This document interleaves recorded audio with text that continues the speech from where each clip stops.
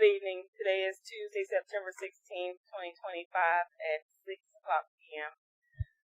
for the Williston's City Council meeting. We'll have a call to order. Roll call, Ms. Wright. Mayor Goodman, he's absent. Council President Hinds. Here. Vice President Cox. Here. Councilmember Jones. Councilmember Martin. Here. Councilmember Riccio. She'll be running late. City Manager Sue Beaudet. Here.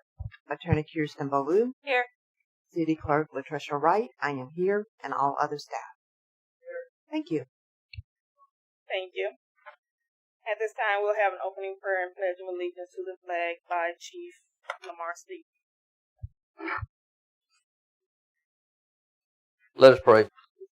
Dear Heavenly Father, thank you for allowing us to gather here tonight. Lord, I ask you to put your healing hands upon us and guide us as we go about making decisions of what is best for our citizens here in our community. Make us good shepherds of your words through our words and actions, Lord. Watch over us as we go about our way and give us great guidance in everything that we do. I ask everything in Jesus' name. Amen. Pledge allegiance to the flag of the United States of America, to the republic for which it stands, one nation, under God, indivisible, with liberty and justice for all.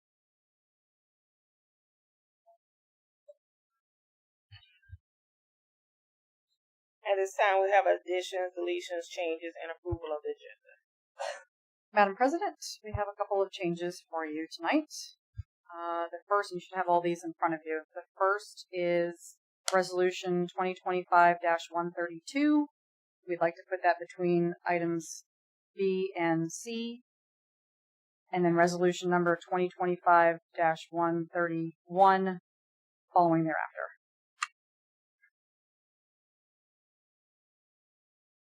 After Resolution 132. Correct.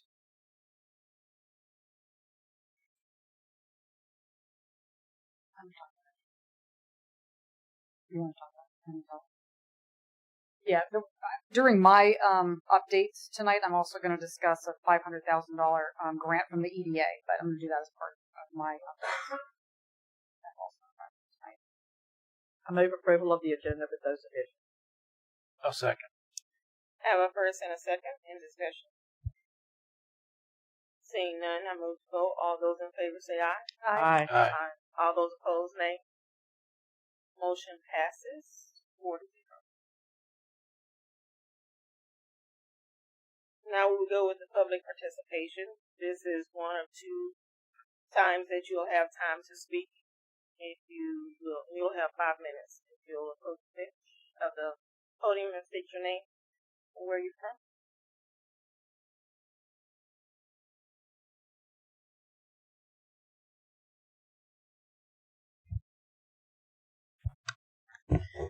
Yes, my name is Timothy Ecker, 225.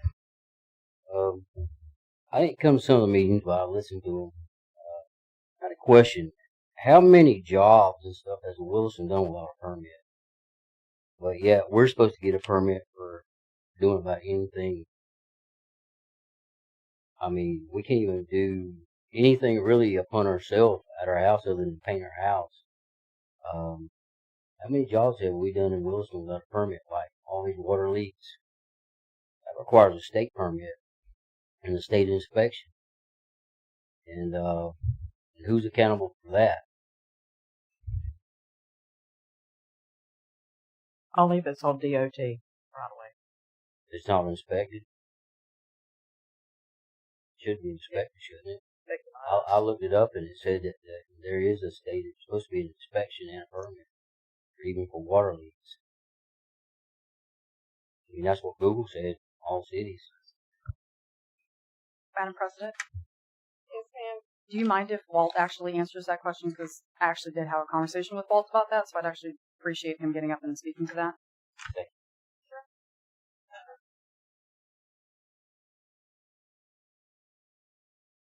Yeah, I'm Walt Nick with Wright, your engineering consultant. Repairs to your water mains, you own and control the water mains, so general maintenance or repair needs no other permits from the state. If you were to extend the water main or construct new water mains, then you would need a permit from DEP for that. If you're working within the right-of-way, there are right-of-way utility permitting that you would do through DOT, but not for the water main construction itself. It's the permitting. If you're in the third right-of-way, you would need that. But within city streets, that's your system. You operate it under the FDEP requirements and regulations. There are no permits that are needed for that at all. None. Thank you, Mr. Nutt. Thank you. So, the big thing that was right there by the police station for the longest time, it didn't get a permit for that, or it wasn't inspected properly.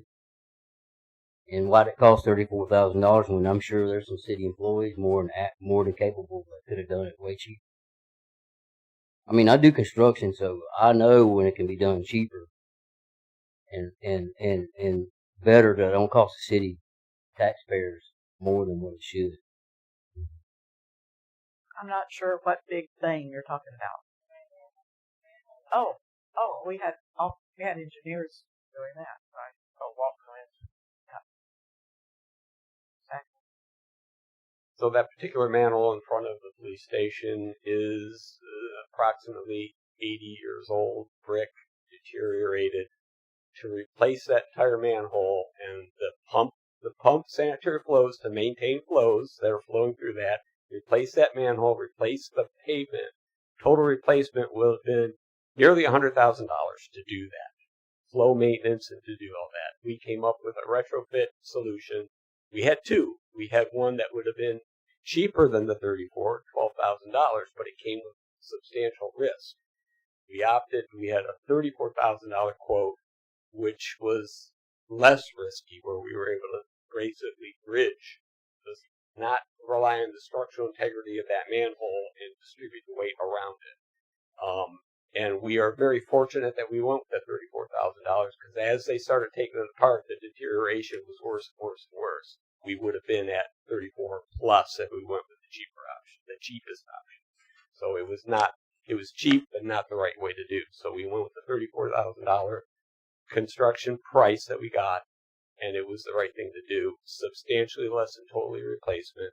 You got a good refix, a good repair. The pavement damage was much less and fixed. We did not have to pump flows around the manhole while it was being constructed. So the solution that the city did was the most optimal solution. So, Walt, will you talk about how it was paid for? The CRA chipped in money for that. It's in their district, and that money came from the CRA. So they decided to pay for that repair. And the CRA is a state-funded program. It does not come out of the city. It doesn't come out of the sewer operating budget. So that money wasn't spent by the city. It's actually, I think, county. It's not state funded. It's county tax. County tax revenue funds the CRAs.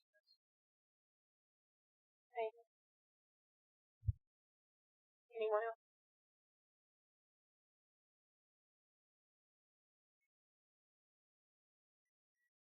Now we'll go to the consent agenda. Council minutes from November 4th, 2025.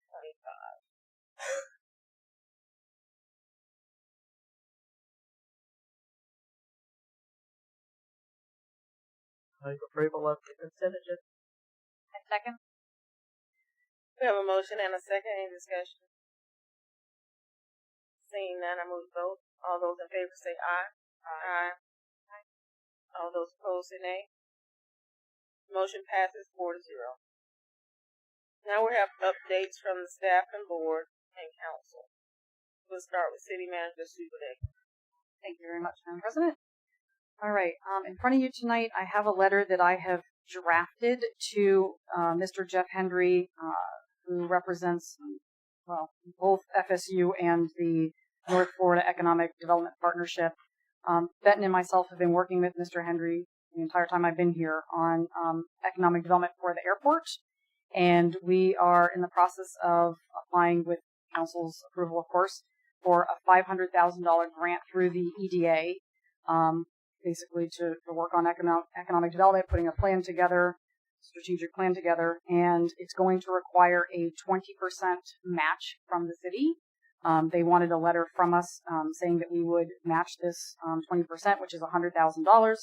However, Rusty Skinner from Career Source is going to graciously give us $80,000 of that $100,000 that's required, and he's here tonight to speak on it. It's a pretty big deal for the city of Williston. So we will be responsible for $20,000 of this $500,000 grant. Per Stephen Bloom, that money would be coming out of the airport contingency, but still a pretty good deal to get this. Like I said, we've been working on this for quite a while. If you look at this packet, it has the scope of work for the actual $500,000 grant, and then there are 12 letters of recommendation, of support from Central Florida, the Levy County BOCC, the Levy County School Board, a lot of different people that have gone forth and said that they support this $500,000 grant. So basically, this is just getting the council's approval for me to actually sign off on this letter saying that we are okay with doing the $100,000, again, with $80,000 coming from Career Source. If necessary, Kiersten will draft a resolution for the next council meeting. But I basically wanted to yield my time today to Rusty Skinner to get up from Career Source and give us a little more information. Thanks, Rusty.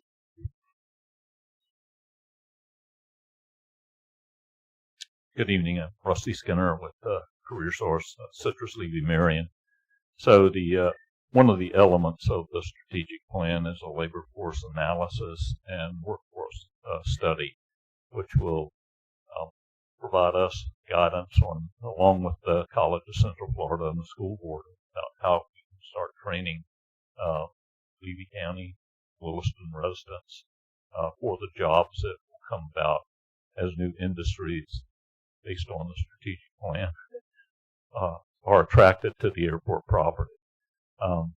That study is what we would be funding. We have set aside, we have a state grant to help support that for $80,000. We will be able, I will be able to send a letter to Beaudet tomorrow after my executive committee meets to endorse the project. Answer any other question you may have. Thank you. Thank you.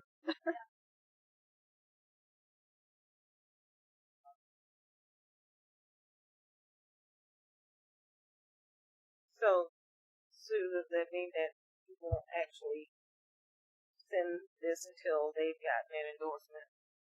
It's however you want me to do it. I mean, I can certainly hold off. I mean, we're trying to get this out as soon as possible. Originally, we were trying to get it out last Friday, but I explained to Jeff that we didn't have a meeting until today. So however you want to do it. If you want to wait for, Rusty to give me this letter tomorrow, if you want to wait to actually have a resolution, but we're basically just looking for your approval to move forward with the grant.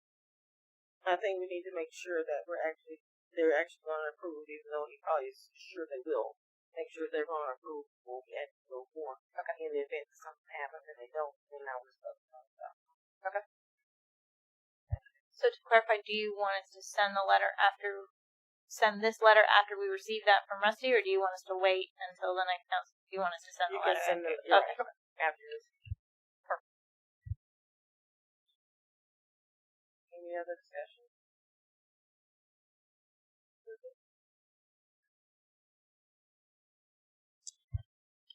Thank you very much, by the way. You're welcome. This is something we've really been working on for a long time, so we're very excited about it. Absolutely. Thank you, Mr. Skinner. Yes, sir. Thank you. City Attorney, do you have anything for us? Ms. Wright? Chief Rose? We were notified today that on December 6th at 7:15 in the morning, Winn-Dixie will be having a ribbon cutting. Along with that, it's my understanding they will be donating a $500 check to the department. So I just want to pass that on. 7:15 December 6th, which is the same day as the parade. 7:15. 7:15. Yep. Ribbon cutting. AM. I thought they were waiting on me. Yeah. Yeah, that's what they're waiting on. Thank you. Madam Also, President, I lied. oh, go ahead. I'm sorry. Go ahead. That was me. Turn me back. I lied. I do have one update for you. We talked about the top of the hill RFP last time. I wanted to let you on, so you all should have received those finalized documents. The deadline for that closed on the 10th of November. It was posted when we posted to Central Bidding. I got off the phone with Central Bidding earlier today to get the stats. It was emailed to 623 potential vendors when we placed it on Central Bidding. 637 views were reported on the bid. Unfortunately, we did not receive any bids for that project. It got out there, but we did not receive anything back. So we have Central Bidding is going to do something kind of unique for us. They're going to poll the individuals that took a look and see why it is that they didn't place a bid. See if we can get feedback from them, and we'll report back. I will say it was very complicated.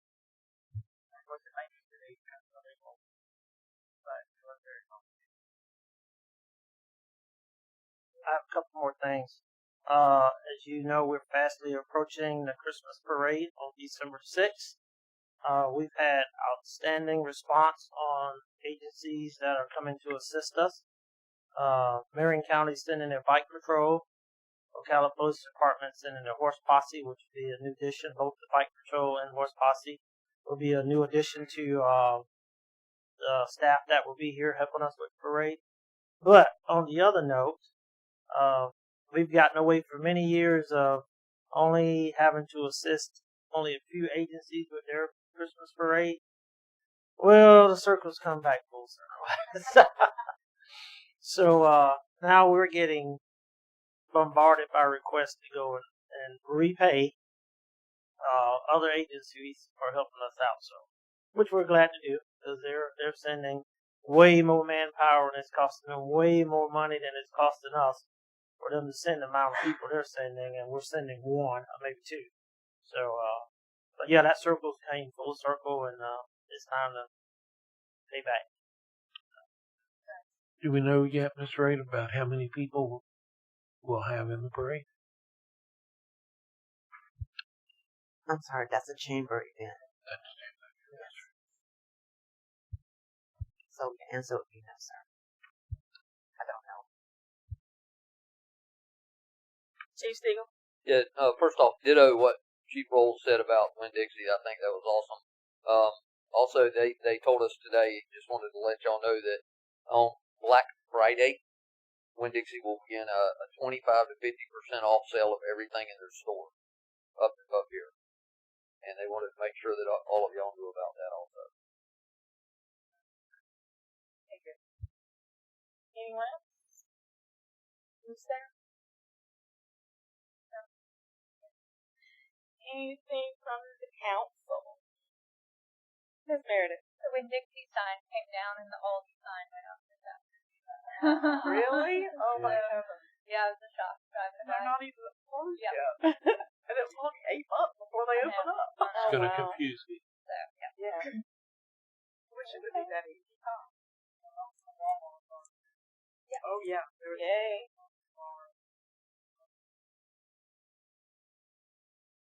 And so far they're all on the property and not bothering the traffic flow. So just stay that way. Anyone else from the council? I want to take in,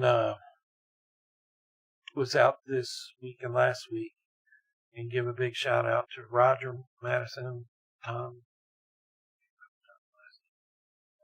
Wolf, the electric crew, and also to the inmates.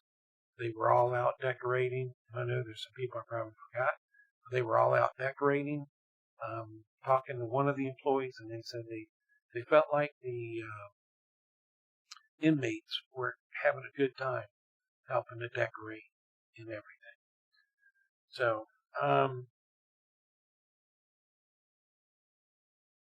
restrooms. It seems like when they're forgotten to be locked, there's damage. going on into the restrooms. In January, I'm going to see if there's a way that they can track back for a whole year to see how much money we have spent.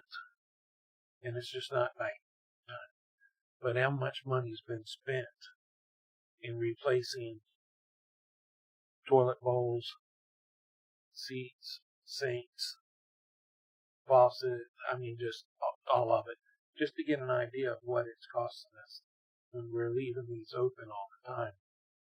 So, just to take a check and see. Heard that a couple employees not wanting to decorate for Christmas. And then this one be from Miss Megan. Reading on Facebook, as people have gotten their bills, $3,000, some wacky amounts. Is there a way that we can, do we look at, and we as a whole collective party, do we look at those before they go out? This way, trying to figure out a way that we can eliminate all the nastiness on Facebook and then towards you. Absolutely. So we do a recheck report before all bills are graded. It's how Edmonds is working right now. I've had a hour-long conversation with them, and some of the information that was brought over from the old system, they were told to put it into their system a specific way, which has really messed up the readings when our meter readers are going out. So I am slowly fixing that, and they're working on it in the background as well to try to get it all fixed. I am going to start as of this month while I'm doing bills to look at all the bills and make sure that there's nothing too over the top that just pops out at us before we send them to the printing company. Edmonds has just seemed to be a big pain. It's a peach. I mean, will we have to come up to a point where we're just going to have to trash this program and go purchase something different? To go back to the old program, we would have to repurchase that program because it has lapsed. So we're too invested at this point to back up. Ever thought about, I mean, I'm sure, invite them here to help so they're physically hands-on to help with this? So they remote in, they can see everything that we see. That's how their customer service works. They don't have any. Yes. They have been overwhelmed with so many calls. Yesterday when I had to call to fix a problem, I was on the phone for 3.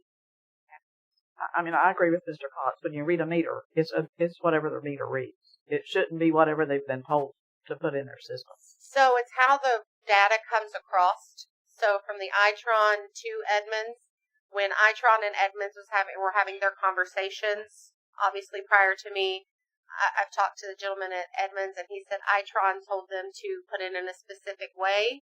So that's what they did, assuming that Itron, who we use to read our meters, the software,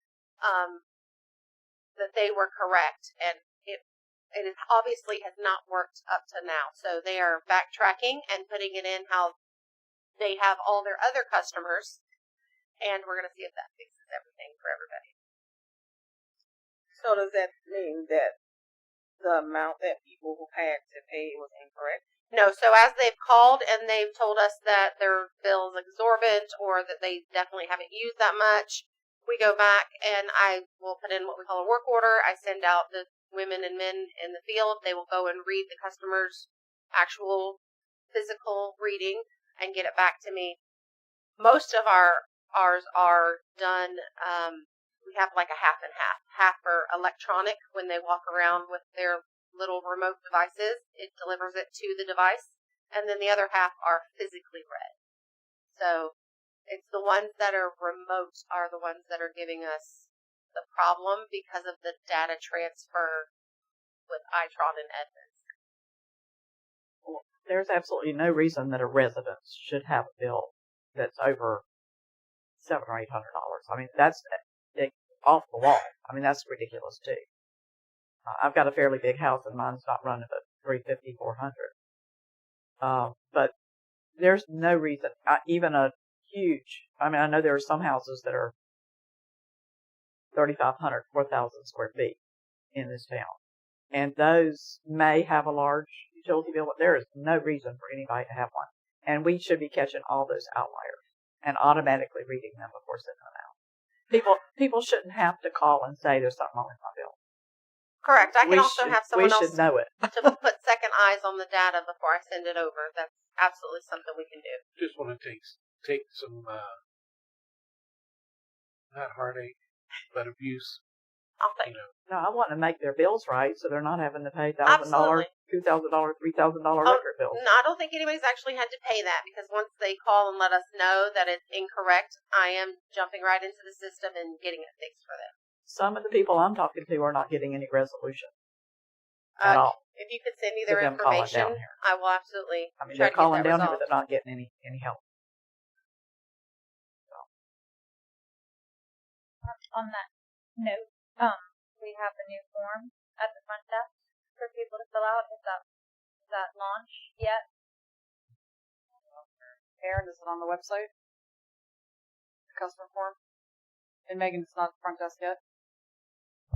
You had a few things that you wanted to take off, like the PD and animal control. I did all that. And okay, I haven't got the updated, Okay. but I'll once get it is, I will put it up there first thing in the morning. Got it. There's a form. Same here. Yeah, there, that for when customers call in, that the front desk, and also that I think it'll be linked online, that people can fill it out online, that, where instead of just calling and it's, somebody jots down a note, tries to get it, or, it's an actual form that gets filled out with a complaint, including how many times you've called before about this complaint, who's followed back up, and then that form, I'll let you take it from there, gets passed on. Sounds like a work order to me. I'll let you address that. I mean, it is, but it's for the resident. The resident actually wants to put down whatever the concern is in writing and give us as much information as they can. I mean, I can certainly send it to the council if you guys want to take a look at it. We've gone back and forth with this form, I don't know, probably for 2 months now. But I can certainly send it to you guys if you want to take a look at it and see if you have any. The problem with the work order is that as a resident, we don't have access to it. We have no idea whether it's been followed up on. We have no way to track any work order. Once we call, it's out of our hands and in the hands of the city hall employees. So if for some reason it falls through the crack or gets passed down in a bottom stack, we don't have any way to say, I came in a week ago, so this is a way to get the residents to have a form that they can access and see, and that also it can be, however they decide to set it up. But this is red, this needs to be addressed today. This is a yellow, this is green. They're not using it yet. Right, hasn't been launched yet, but that would. Okay. Any other comments from? So, once we get the public participation again, you guys can speak. Anything else from the guys?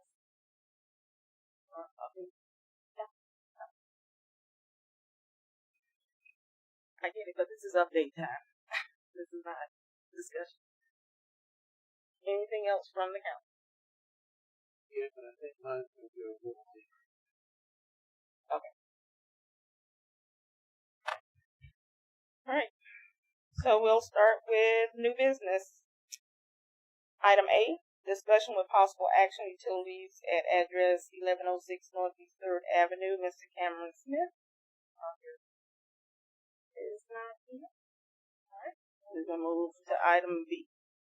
Ready to talk about it anyway? If you like. Right. So if he's not here to kind of discuss it, we probably don't need to discuss it. Item B, Resolution 2025-129, a resolution of the City Council of the City of Williston, of Florida, approving and entering into a maintenance agreement between the City of Williston and the State of Florida Department of Transportation, authorizing the City Council President to execute the agreement, providing for conflict severability and an effective date. Electric Supervisor Mike Miller and Mr. Walton. All right, Mr. Nichols. Mr. Nichols. Raise your hand. Walt Nicholas Wright Pierce. I do believe this is the maintenance agreement with DOT. It's been a while in the making. Trying to get a banner across Noble Avenue, and needs new poles set. We had to submit calculations, structural calculations, load calculations for the banner for the poles. Got through all that, and then DOT needs a maintenance agreement for those poles because they're in the right of way, and that's what this is for. I'm shocked that you don't already have a maintenance agreement for the various other poles that you have. They say you don't, but these are new ones, and they need a maintenance agreement. So the language that you have is there came from DOT, what they want. This is kind of their standard language of what they want. So in order for you to get a banner across Noble Avenue, you have to have this maintenance agreement. And I ask who asked for this? Where did this originate? It originated about 3 years ago with Terry and I. I guess before there used to be a banner that went across in front of parties that hung across Highway 27 Noble Avenue that gave people updates on the upcoming events like 4th of July is such and such weekend. And, years ago. So we were trying to reiterate that, bring it back to let people know that are passing through Williston, what events we have coming up. A digital banner or No.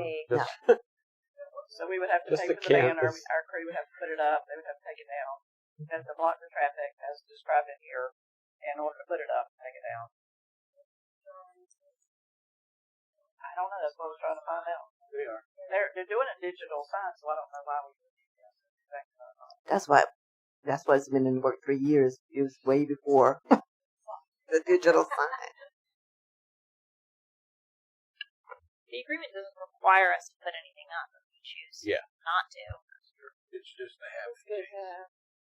They've approved a plan where 2 poles could be placed over by the T-Mobile area. You can span over the road. It meets the clearances. The cables have been approved by DOT size, so you can put this basically a canvas banner up. It has dimensions limited on how big it can be, but it's sized, and if you choose to do it, you can do it if you have a maintenance agreement. I know the height must be in here somewhere, but I could not find it. We have a diagram. They have an actual permit that they've approved pending a maintenance agreement. Okay. Because you put poles in there right away. Yeah. That's all in the permit itself. It has dimensions. Well, we've been beating it for 3 years, so let's end it. Yes.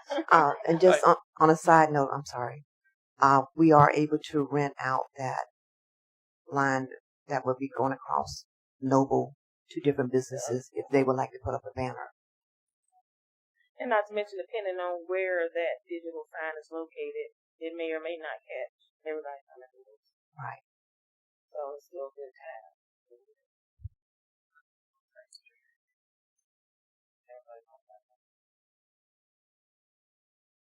I make a motion we approve resolution 2025-129. Second.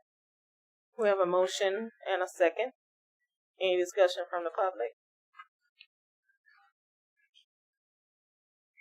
Something there. How much is this going to cost us? I mean, is this a legit question? Whatever the cost of a banner is, and whatever the labor is to put it up. And they already have the poles. Is this going to be like a weekly thing or a monthly thing that's going to cost for labor? No, we're going to be like advertising whenever we have events like the 4th of July, National Day of Prayer. The chamber would purchase the banner for the Christmas. Yes, we spoke with them. Yeah. Veterans Day, the events that the city have. Are they going to like advertise the city council meetings too on this thing? No, sir. On the digital one, they get it up. How long is that going to be? 3 years from now? So y'all raise a little faster than we are. After all that. Just a little.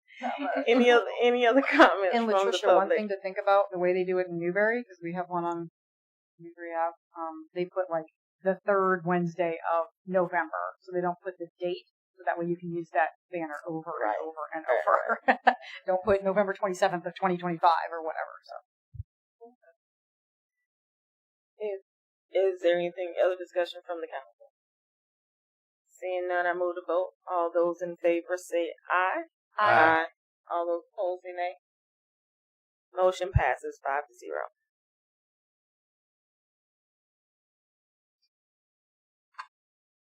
So we have resolution 2025-132, resolution of City Council of the City of Williston, Florida, approving entering into the cost share agreement with Southwest Florida Water Management District for the Williston floodplains update and adoption project, authorizing appropriate parties to execute such agreement on behalf of the city of Williston, and providing an effective date. City manager, Mr. Walt Nickel.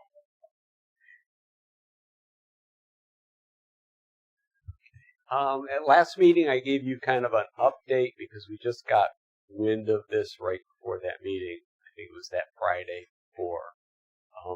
So I kind of give you a timeline. So on October 3rd, 2025, we applied on behalf of the city for a grant with the Southwest Florida Water Management District to update and adopt the floodplain studies that were done by Jones Edmonds and Associates back in 2017, 2018. They went through a series of modelings and studies that was paid for by SwiftMud on behalf of the city, and they did various models of flood areas. They presented that study to you back then with the intent of, okay, now we found much more floodplains than are in the total FEMA maps. The intent of that study was then to get those things documented. At the time, the council chose not to go forward with that. And the situation you have then now is you have areas that have predicted flooding, node flooding, that would normally be in a FEMA flood map, but are not. The FEMA flood maps are older, they're not as updated. This is the best available data. SwiftMud has a grant opportunity available right now again, where they would help fund taking that forward. And it's in the best interest of the city. As engineers, it's our recommendation that you get those adopted. The people then become aware that there's flood hazards there. They can get flood insurance through the government. It can get subsidized flood insurance. That program is still available, but it is shrinking, but the subsidies are still out there. Without it, they would have difficulty getting flood insurance. This is a known problem, and so by adopting it, people will know, lenders will know, people buying a new home will know, any renovation will be informed that they have that. So that is one of the good things that you need to do, and it's really the right thing to do. We know these things, so we need to get these adopted. SwiftMud program, we applied for the grant application, which is $277,600. We requested in the grant that there be 100% grant participation with $0 from the city. We stated that you're a ready community, and oftentimes you do not have to do the match. They came back to us and say they're asking all recipients that are applying for a 50% match. Williston, because you're a ready community, they would reduce that to a 25% match. And so they're asking for a commitment to receive that grant of an amount of $69,400. So 25% of the process to get those things adopted through FEMA. So I'll give you a little bit of the timeline, because this is not an immediate thing. We applied on October 3rd. That's when the applications were due. The district is doing their initial rankings November of 2025. So right now they're in the process. The governing board will get their recommendations and their initial recommendations in December of 2025. The district then does scoring. That's in February of 2026. Final scores are not presented until April 26th. The governing board will review the projects and the budgets in June of 26. Approve the final budget in September of 26. and not award any contracts to the city if you get the grant until October of 2026. So you have a year before a penny would need to be expended. So the reason I'm saying that is it's not in your budget now. You asked that, how are we going to pay for that? We have the whole budget process again to budget for this if you so choose to do this. So you've got that time. I will say if you approve this resolution today, they need an answer, this copy of this resolution by the end of this week. They have to submit things next week, like Monday's their deadline. So if you approve, then they will know that you've got a commitment to go forward. I asked them how we stand. They said there's multiple reviewers, so they can't, but the hint is that we look favorable in getting this. If we don't agree to this, you won't get the grant. You've got to participate with some funds or not. So approving this doesn't necessarily mean you get the grant, but it puts you in the position. It puts you in a favorable position. So the grant. Okay, if you say no to this, I will say you won't have the grant. Having these floodplains adopted puts you in a better position to get other grants in the future to remedy the problem. Right now, we're not fixing any of the problems, we're acknowledging the problems. That then gets you in a better position for other grant opportunities, primarily through FEMA, and other things through SwiftMud. It shows that you're taking through, they invested a lot of money in the study in 2016, 17, and 18, and you're going forward with the results of that. So that puts you in a favorable position. So we do recommend that you take this opportunity. You're getting 75% of the effort paid. So it's definitely money well worth it, and you do have time to budget for it. So the grant is coming from SwiftMud, not another agency. Yeah, it's through SwiftMud. Yeah, it's a cooperative funding initiative. This is the same program that we got funding for John Henry Park several years ago, and that had 75-25 split also in it. And then initially we got then an add-on grant through DEP that was 100% grant. But the initial money we got, it was the same program for John Henry Park.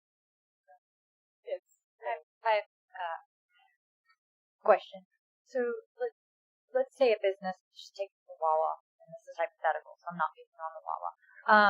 But in the process of creating the engineering plans for how the Wawa goes into a site like that, if the flood maps aren't correct, the engineering can't be correct.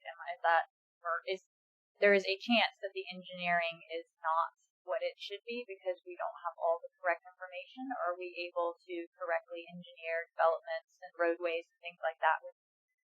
You could still do the correct engineering for it, but it's not that initial. It's not the initial flag or a warning that things are there. The proper stormwater drainage on any site, if you're hiring an engineer, is going to evaluate that and see that. The danger that you have now is, let's say you have some infill properties where you have a vacant lot on a certain street. Somebody buys a house built. They're not going to have engineers look at it. There's no need for that. And they go to the floodplain maps, or their lender looks at the floodplain maps and say, "Oh, you're not in a floodplain." But the data that they call it the best available data. This SwiftMud study is the best available data. So this is more to protect residential areas more than the business sector in many ways. Yeah, yes, it is, and it's a warning flag for somebody coming in. They just can't fill it. Also, They can't fill in a wetland. Well, now this is a wetland. You've got to accommodate for it. So it gives the city some added protection. And the surrounding homes, the existing homes. If somebody came in and wanted to raise up their property or something like that, and then that would in turn flood their neighbor's There's land. benefits to that. Okay, great. So you have that choice to do, and then if you so choose, we will notify SwiftMud, amend our application that, send a copy of this resolution that the city is committed. Now, you do have until October of next year. They're going to send you an agreement, and it's going to have to be reviewed by council and your law director to read the terms and conditions and execute that agreement. Nothing is committed until they send the paperwork and you sign it. So, but this gets you to that point.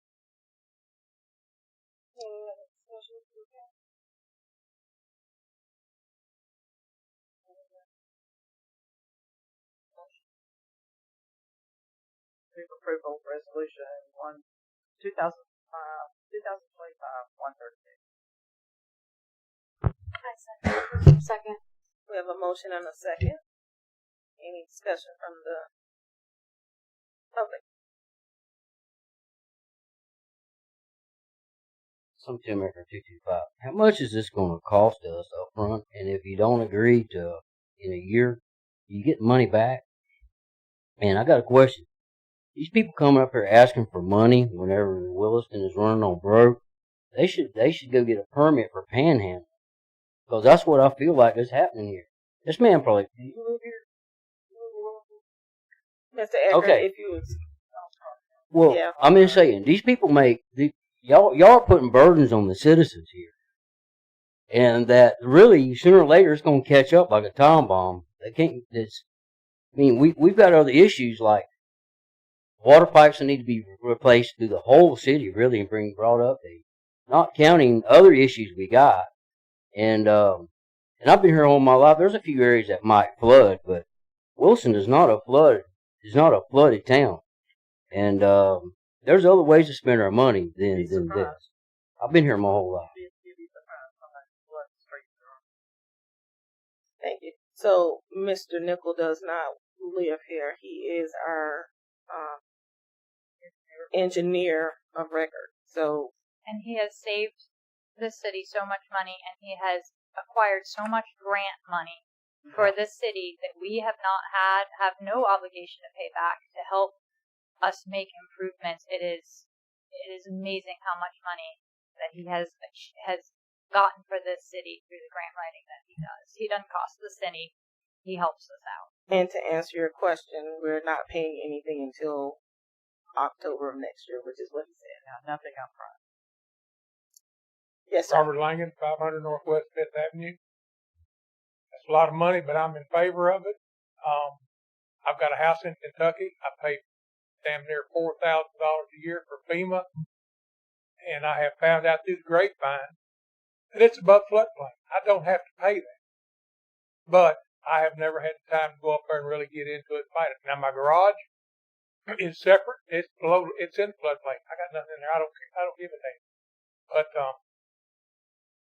if I had the proper floodplains up there, I get rid of that $4,000 a year. So it's worth the money, and maybe you need it, maybe you don't. It's a lot of money, but still, it's sometimes the benefits outweigh the detriment. Thanks, sir. Anyone else from the council have anything? Can I get a motion? Oh, did. Okay. All right, so we have a motion and a second. We'll vote. All those in favor say aye. Aye. Aye. All those opposed say nay. Motion passes 5-0. Thank you. Resolution number 2026-131, amending the budget. A resolution of the City of Williston, Levy County, Florida, amending the fiscal year 2024-2025 adopted budget and providing an effective date. Ms. Beaudet? And I believe that our Stephen Bloom, our finance director, should be on the line to address this. Stephen, you there? Yes, I'm here. Can you hear me okay? Yes, sir. Okay. Good evening. Apologize for not being able to be there in person. This is a housekeeping item. We have 60 days after year end to amend our budget for any what I'll call unanticipated expenses. And so what I'm bringing before you are two real, the significant items in the general fund that we should really amend our budget for. The first one is related to a grant. So it was money that the city received at 100% of the funding, but it still needs to be amended to the budget just so that everything is lined up. Again, this is very much a housekeeping item. It was about $246,000.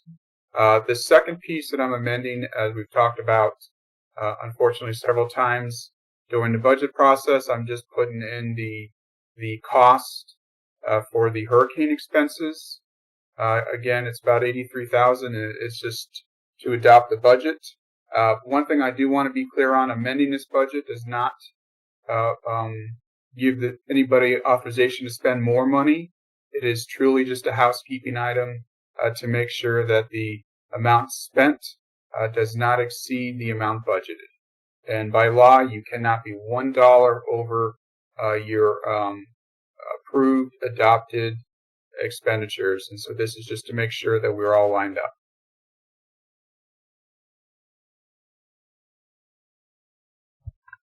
Thank you. Anyone have any questions for Mr. Blue? Anyone public? Anyone from the council? I want to see it. Can they sit up? Oh, it's not up there. It does say resolution number 2026-131. Is that accurate, or is it resolution 2025-131? Good catch, bro. Good catch. Good catch.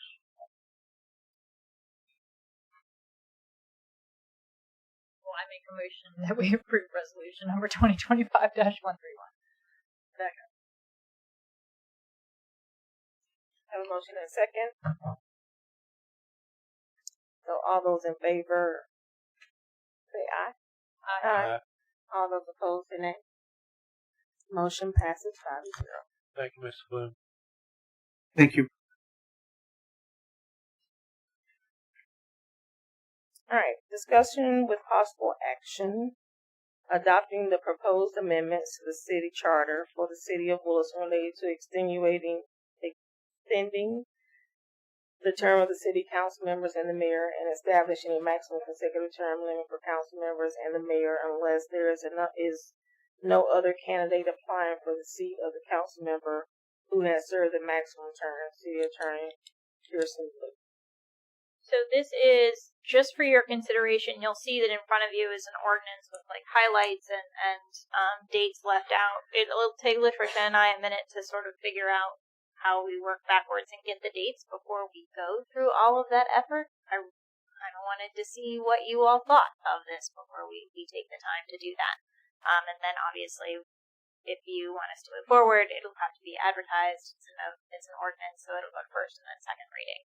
But this is just sort of to give you all a sense of what it will look like. These are the changes that we talked about regarding extending the term limit, extending the term length, and establishing a term limit. So those are the two changes. I think I've managed to get it down to just 2 ballot questions. So it shouldn't be terribly expensive to place on the ballot.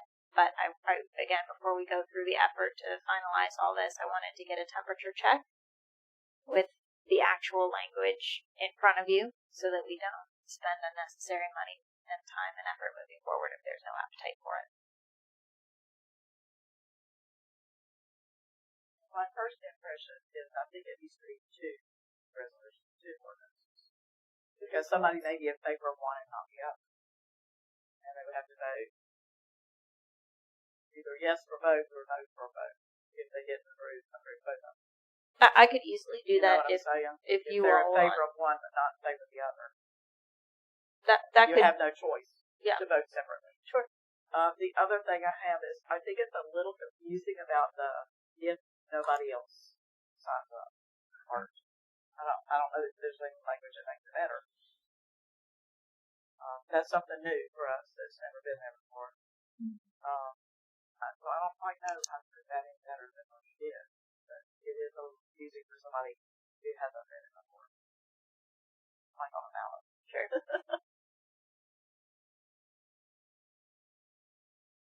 It's kind of ambiguous, I guess. Well, you're using all kinds of buzzwords. I don't know if you know, I've previously had some pretty public litigation on the No, I did not know that. the ambiguous nature of ballot language.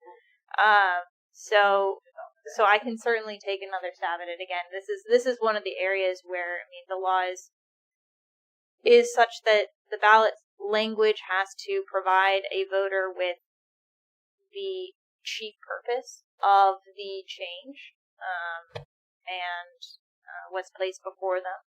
It needs to be clear and unambiguous. So I can definitely take another stab at it. We certainly don't want to get to a point where someone challenges it for ambiguity. Maybe period in there somewhere, like after the mayor, and then it goes to us, and then start with something else to explain. Maybe that.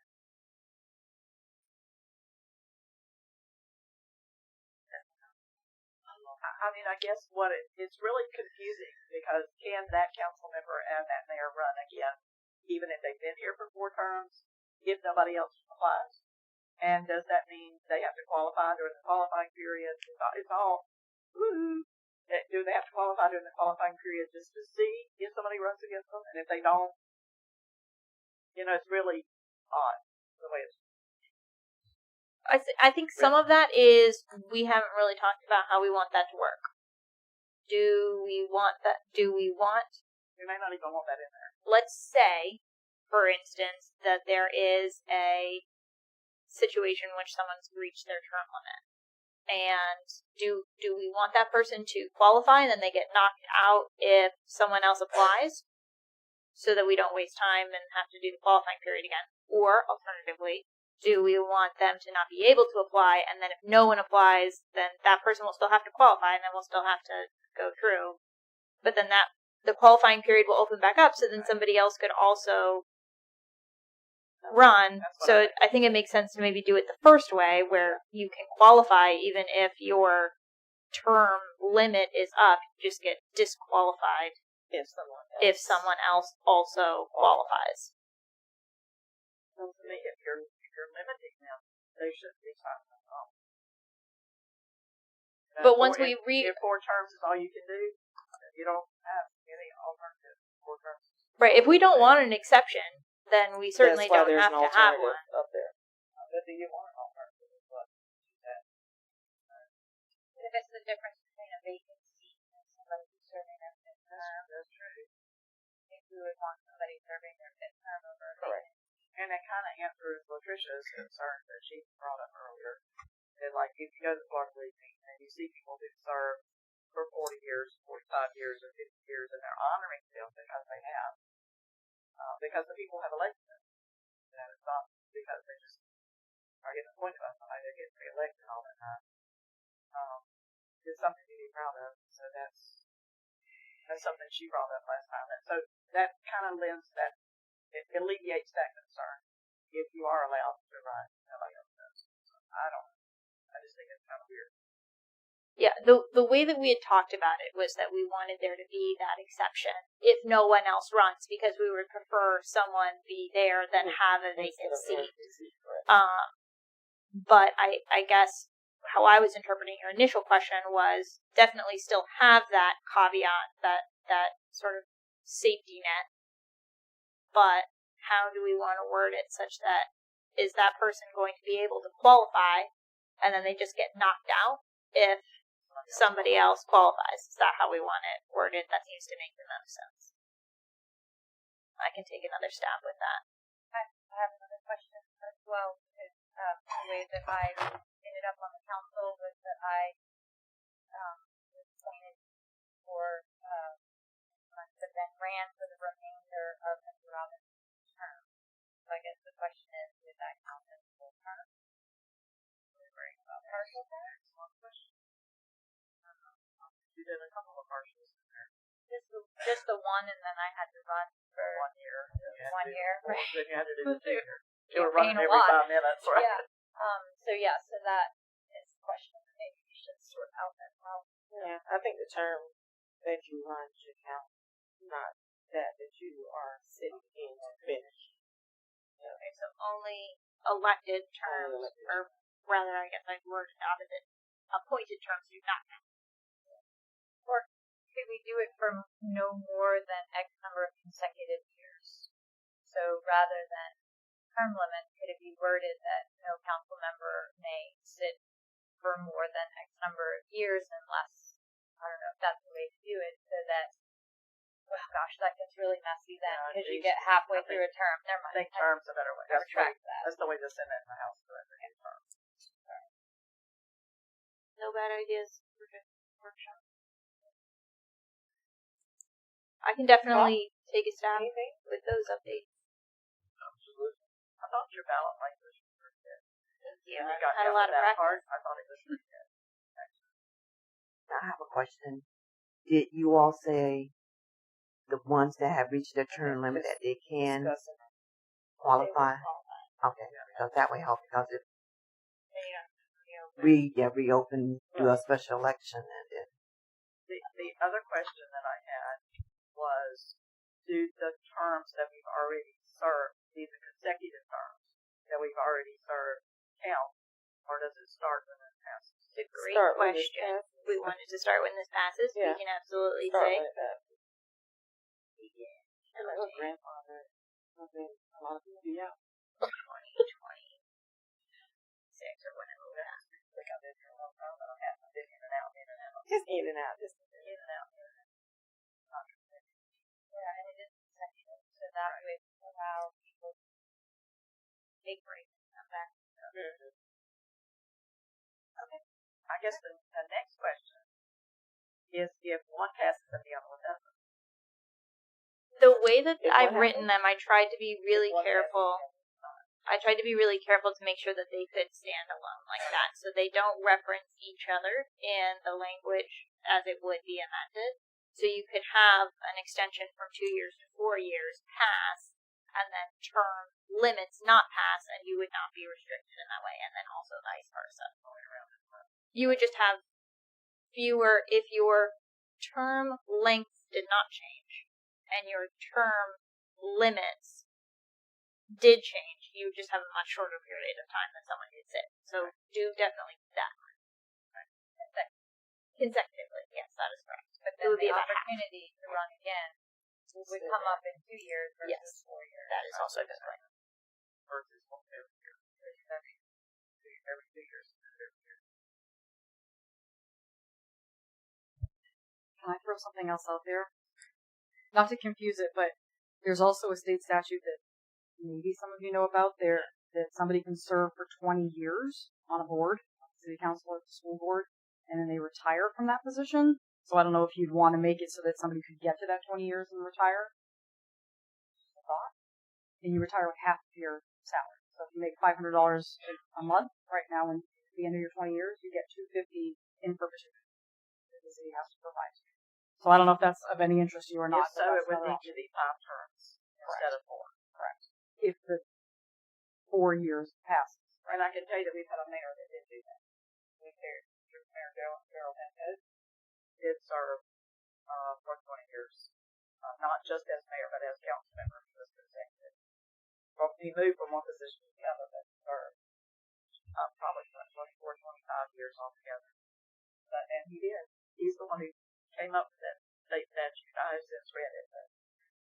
And we did. We paid him, at that time, he only made $250. So he got $145.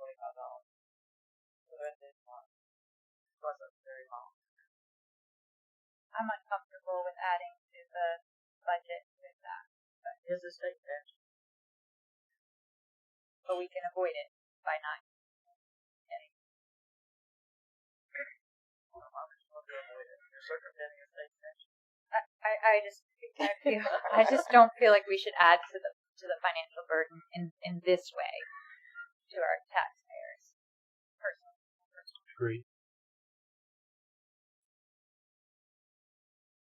All right, I can absolutely make those changes, and I will bring it back as first read.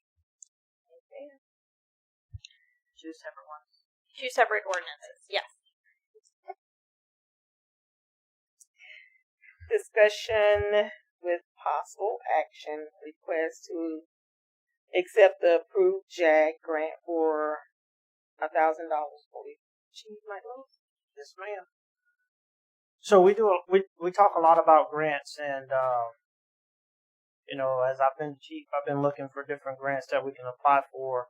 One, not only to receive the grants to offset some of the costs, but also to get into the cycle of being approved for grants.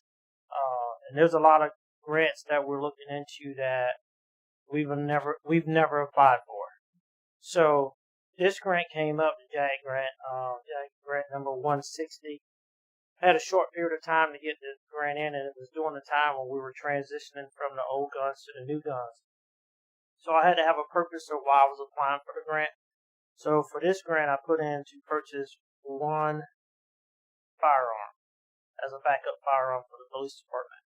Now, you may ask why. Well, here's the reason why. If we have an issue, say for instance, God forbid, we have an also involved shooting, that also gun is then removed and is sent to FDLE, and good luck getting it back. When you get it back, it'll probably be solid rust. Years. Yeah. So we applied for that. We put that in for that one firearm. So if we do have a situation, a malfunction with a gun, or something happens with it, we'll have one that we can quickly give back to the officer and put them back in service. So we applied for it. We were awarded the grant of $1,000, and I'm just asking the council for permission to go ahead and receive that grant and move forward with the purchase of that firearm. It's a zero grant. It doesn't cost us any money. There's no match. So it's just straight up $1,000. So our pay sheet says 2 firearms. Is it only one? It's 2. Yeah, sorry, it's 2. Yeah, I'm sorry. Just making sure. Yep. Good deal, Chief. Thank you, sir. Thank you. I'm doing my best, trying to find grants. Any discussion from the council?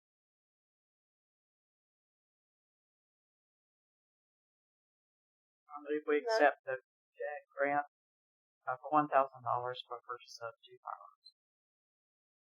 Second. We have a motion and a second. Any discussion from the public? Any discussion from council?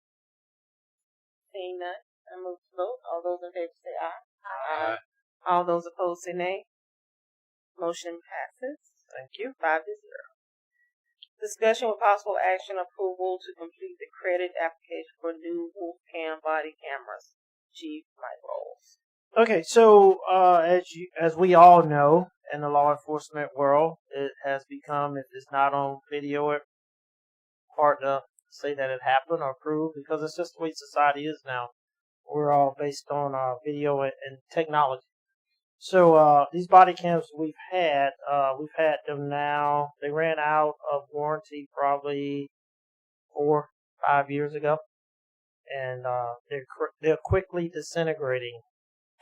And the technology that are within those body cameras are slowly fading away, so becoming obsolete. So we're at that point now. I've pushed this can down the road as long as I can, and I've spoken with Stephen about completing this application with Wolfcom. We want to stay with Wolfcom because we're familiar with it, and Aaron's familiar with it as too. So what also comes with this system of the upgrade of these cameras is a whole new system that replaces the one that we have. So we are current and up to date. The system can handle the amount of body cam video we're putting in. Because as you know, everything we do is on body cam. So you have to have the storage and the space to handle all of it. And if your stuff is outdated and getting antiquated, your system can't maintain that. And we've been through that once where we lost a lot of body camera video. So at this point, I'm asking to complete the credit application to purchase new body cams. It's $25,000 for the complete system. That includes 16 body cameras, a new server, docking stations, everything that you need to make those cameras function properly. When talking to Stephen and talking to Wolfcom, we decided that it would probably be better if we went on a monthly payment plan. If we do a 5-year payment plan, it's $472.72 per month. We currently have that in our budget for this year, but it will be a rollover year after year until we pay it off. But in the current budget now, we have it. Me and Stephen have talked about it multiple times, and we could accommodate this and get what the proper equipment we need to continue to do the great job that we do for the citizens and provide great body cam video for the state attorney's office when they're prosecuting our cases. Can you pay it off early? Yes. You can pay it off early with no penalties. What's the warranty? 5 years. So what happens? So once we're done paying for them, we have no warranty. Once we finish paying for them, we own them. So what happens in this new contract of the $25,000 is at the third year of those first set of body cameras they send us, at the third year we get rid of those 16 and they send us 16 new ones for the rest of the term of the contract. Wow. Okay. Yes. So within your third year, you get the first 16 for 3 years, and within your third year, when you hit the third year, they take those away and send you 16 new ones to finish out 5 years of your contract. And that's due because of the upgrades and the different things that take place in technology that's so fast that at the third year they give you new body cameras. And you still have at least 1 year worth of use out of it. Yes, yes, ma'am. Very good. Thanks, Steve. Yes, sir. Can I make a motion? Yeah. Make a motion that we approve the credit application completion for the new Wolftown body camera. Second. So I have a motion and a second. Any discussion from the public? Any discussion from the council? Seeing none, I move to vote. All those in favor say aye. Aye. All those opposed say nay. Motion passes 5-0. Thank you so much. You're welcome. And I will say I am so glad that you are finding grants out there and applying for them, because that was one of my concerns when I initially started, when I was like, there has to be something. Everything can't just come from the city. There has to be. So I'm glad that you're able to find some grants and are applying for them. Yeah, we're constantly looking for grants. They're hard. They're hard, especially when it comes to law enforcement. Their grants they're slim, but we're digging and we're finding them. That's why I sent Arizona to grant writing school, so we can apply for as many grants as we can if they become available. One thing on the body cam that I want to pass along is I don't know if you've seen it on Facebook over the weekend. Somebody put in a video, made a comment about being stopped by one of the police officers here in Williston. Well, when they put it on Facebook, they made it seem like there was something wrong. So I messaged the individual and said, when I get back, I'll look at the body cam and see what happened. The body cam was 1 minute and 30 seconds. They also went up and said, hey, your tail lights are dim. Maybe you should get them checked out, or maybe put a new one on there so it illuminates your tail properly. Can I see your driver's license? Yep. Check your driver's license. Everything's good. Walked back up and said, hey, man, just get that checked out. Have a good night. So because of that body cam video, I was able to respond back to the person and say, I also did nothing wrong. It's on body cam. I encourage you to come down here and visit it. And they said, no, thank you. Nice. So that's the importance of body cam. Yeah, thank you. Yeah. All right. Discussion with possible action, city manager amendment to the agreement between the city of Williston and Beaudet for the latter to serve as city manager for the city of Williston. City Attorney Kiersten, Ballou. This is on for me. I guess just an update that the extended probationary period is November 24th. I don't have anything else to say about it. I'm happy to answer any questions that anyone might have, which I assume is the reason that this is on the agenda. Any questions from the council? Yeah. Mr. Fox. So, we all know about the report that we had done, and it came out. Basically, it come down to two points: Jonathan Bishop and Donald Barber. What I'm struggling with here is why one individual gets demoted and the other one does not, except for kind of a slap on the hand and we'll take some classes. But the one that gets demoted has a 6-month probation period that at any time the city manager can come up and go, I don't like what you're doing, you're fired. I have a problem with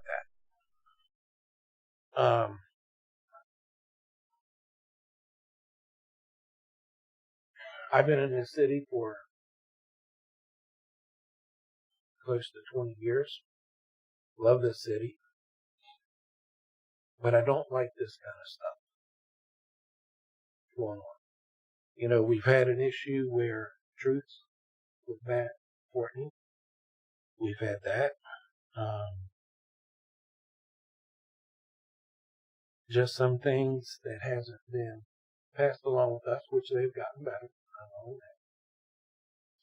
So, I have a problem. My answer would be no, not to extend.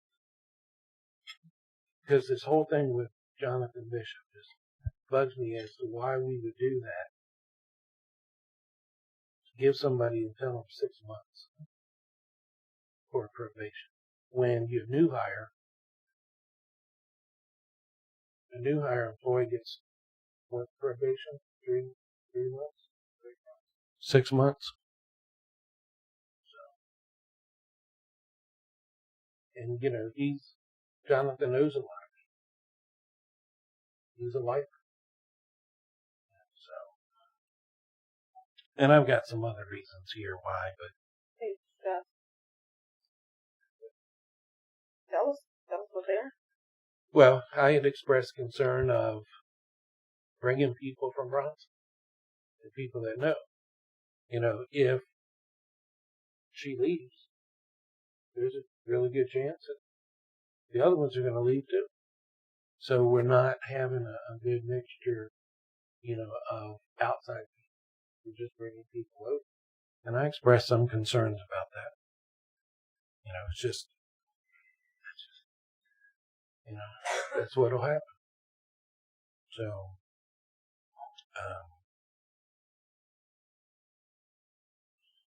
you know, we have employees they work 4 days on 10-hour shifts. We didn't know that. It was talked about when the previous city manager was here. And they were going to come back with a schedule to make it work. Then nothing was, Debra, tell me if I'm wrong, nothing's been brought back to us that they were doing it. Now all of a sudden it just started going and they're doing it. And nothing's been said to us. So, but, you know, that's just, you know, we meet every 2 weeks. We could go bi-weekly and meet with her. You know, we have issues under this roof. And I think we need to stay here instead of worrying about all these different meetings. We need to take care of what's going on under this roof and get this place back together. So that's it. I'm done. Madam President, just very briefly, I just want to clarify. I know that the comment was made. Don't extend. The amendment to the brought up by Mr. Cockett that we shouldn't extend. The amendment to the contract is that her probationary period was extended to November 24th. And that's the period of time in which she can be terminated without severance pay or any of that. Absent any action by this council to terminate her, or the agreement just continues, she obviously can still be terminated after that. It would just be with severance pay. So I just wanted to clarify that it's not really an extension. It's just either continue or don't continue. And then I do want to clarify that it was partially on legal advice regarding the probationary period for the demotion. Your HR policy 6.02D requires that there be a 6-month probationary period for any demotions. So that is partially upon legal advice that was implemented due to your policies. That's all I had to add. I guess I kind of agree with the part about how you demote one and not another. How do you have, you know, one stand if two are an issue, how do you discipline one and not discipline the other? That is a problem. And especially especially on the one when $10 an hour is taken away from their pay.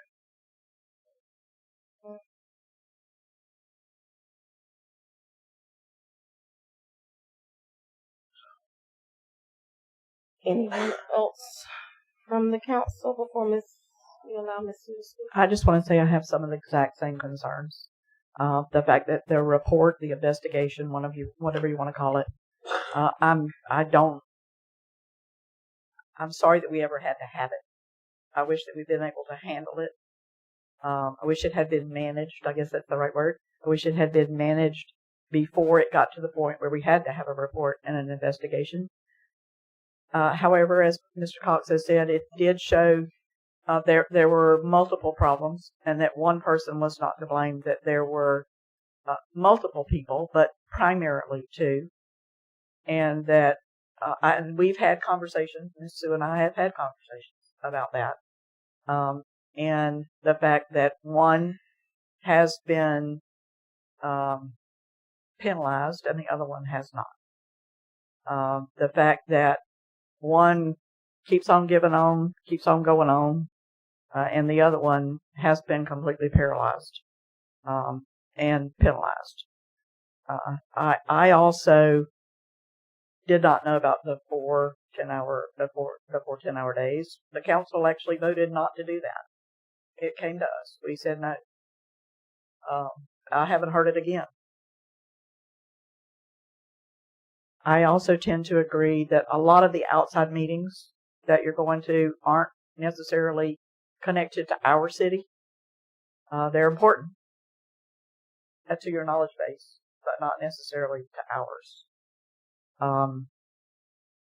It's mostly a talk. I know there were a lot of people when you first came, and even the first 2 or 3 months, a lot of department heads even, who came and offered assistance, who offered recommendations, because they saw what was happening before the investigation and the report were done. I don't think any of that was followed. I don't, and therefore we ended up paying $25,000 for an investigation that I'm not sure we've really done anything with. I do agree that it seems to be better, because I think people are on their best behavior at the moment. It's kind of the inaction and things that, and when I say inaction, I mean it when people come and present a problem, a resident, for example, comes and presents a problem, you're very willing to listen to that problem. But a lot of times nothing's done. And I hear that from them. That, yes, she was very open and very willing to listen to what I had to say, but she wasn't any help. You know, I still had that $1,300 or that $2,000 bill, and nobody was really able to help me. And it just compounds. Sometimes there's a payment plan that's given, but it's really not resolving their problem, because every month it's again and again. And there's got to be some resolution. I don't care if it's pull the meter, give them a new one, go ahead and read it every day, every month. Forget the little electronic thing, go read it. I know I've been told it's 20 miles to walk every meter. That's what we have to do. That's what we have to do to get it right. And somebody who brought me a bill this past week, they only have water because they're outside the city limits. They had like 3 or 4 months with no water reading at all. It was zero. And I don't know if they weren't going to read it, or whether the machine wasn't working, or the meter wasn't working. But the next time it was 5,000, and the next time it was 20,000, or however much it was. I can't remember. It was ridiculous. So it's the inaction the inaction and the not being able to assist the residents. And it's not so much that we're getting the flack. I don't care. I can take the flack.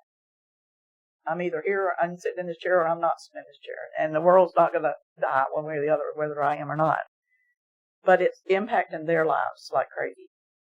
and we owe them better than that. And I really see this discussion as we either approve or we disapprove. We either give a vote of confidence or a vote of no confidence. Well, there we are. And I won't even mention, there are 2 or 3 people who tell me that they've been told one thing and then something else has happened. And I'm talking mostly employees. Half the employees don't even know who they report to anymore. They don't know who the boss is, where to go. And I've asked Ms. Sue to send a letter to every employee so that they would know. And I don't believe that's happened either. If so, I haven't seen it or heard about it. Yeah, when we had the special meeting about the special report, I did say very clearly at that time that I wanted to see measurable change across the board for the employees or the supervisors who were discussed in the special report. And I do think that we have seen a measurable change with Mr. Bishop, but I have seen no measurable change for the other supervisors who were, their actions were brought to light in the special report, and their actions caused issues with employees and for the city. And so I do have that concern. That's something I've been very clear about, and that, again, Sue and I have discussed in the meetings, but at this juncture, I know of no measurable changes that have been made other than Mr. Bishop. So that is. Don't talk to each other. I think the other question that I have, and this is just simply a question, I know that we are in need of a utilities director, and that my understanding from our conversation, not this week, but 2 weeks ago, was that your priority for finding a utilities director was that it would be somebody who was not connected to anybody at the city, who is completely independent from the city, so they could come in with a clean view of everything and provide, hopefully, a shift in the culture. And I'm just curious if that is still your intent, or if there's anybody else that has ended up on the list of potential candidates that is connected to anybody at the city hall. And I just want to make sure that I understand what your intent is in that area. And she said, told me the same thing. With finding the utility director. Yes, Alexa, do you have anything? I would like to say that I think Miss Sue stepped into an actual shitstorm when she was hired here, and much of the issues that were brought up in the report were due to something that happened prior to her being here. So, again, and I understand this demotion, again, Jonathan's having health issues. So honestly, I'm not saying that he should be demoted, but I think that a step down in his duties is beneficial for his health. And I know that Donald is undergoing some, leadership training, which again, I don't know, he's not going to change his behavior overnight. So the only way to know if people are going to change is to have these leadership programs and see if change is made positively or negatively. And as Meredith said, a lot of the changes, and a lot of the employees and people that work here, there are positive changes. You see people that actually, seem to, and I'm not saying that people didn't care about their work before, but more rules are being followed, with things going on with problems being fixed in the city. And again, she literally walked into a hornet's nest, and I think she's doing a fine job, which apparently I'm the minority here, which whatever is fine. But we can't crucify her for something that she is here now trying to fix somebody else's problem. If Terry was here, would this even be a problem, or would we all just say, oh, it's fine because, I'm not going to not meaning this negatively, but because he's a man, like whatever he says goes. But because now we have a woman in charge, like some of this stuff is BS, in my opinion, and that's just my opinion. But I think that everybody is being a little bit hard on things that she's fixing, and a lot of good is happening in the city now that wasn't happening 6 months ago. So I would agree with Alexa. Thank you. That this is a situation that Sue inherited. Absolutely. I didn't want to make it sound like I didn't seem that way. Clarify that.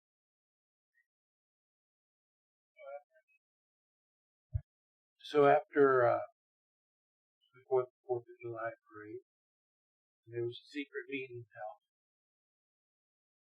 Took me 3 or 4 visits to finally get Sue to find out who were the ones behind it. And I asked what punishment might happen if it. And, that was really her reply was, well, I'm not sure if anything will happen. If you want respect from all of your workers, it's got to be an even. And so,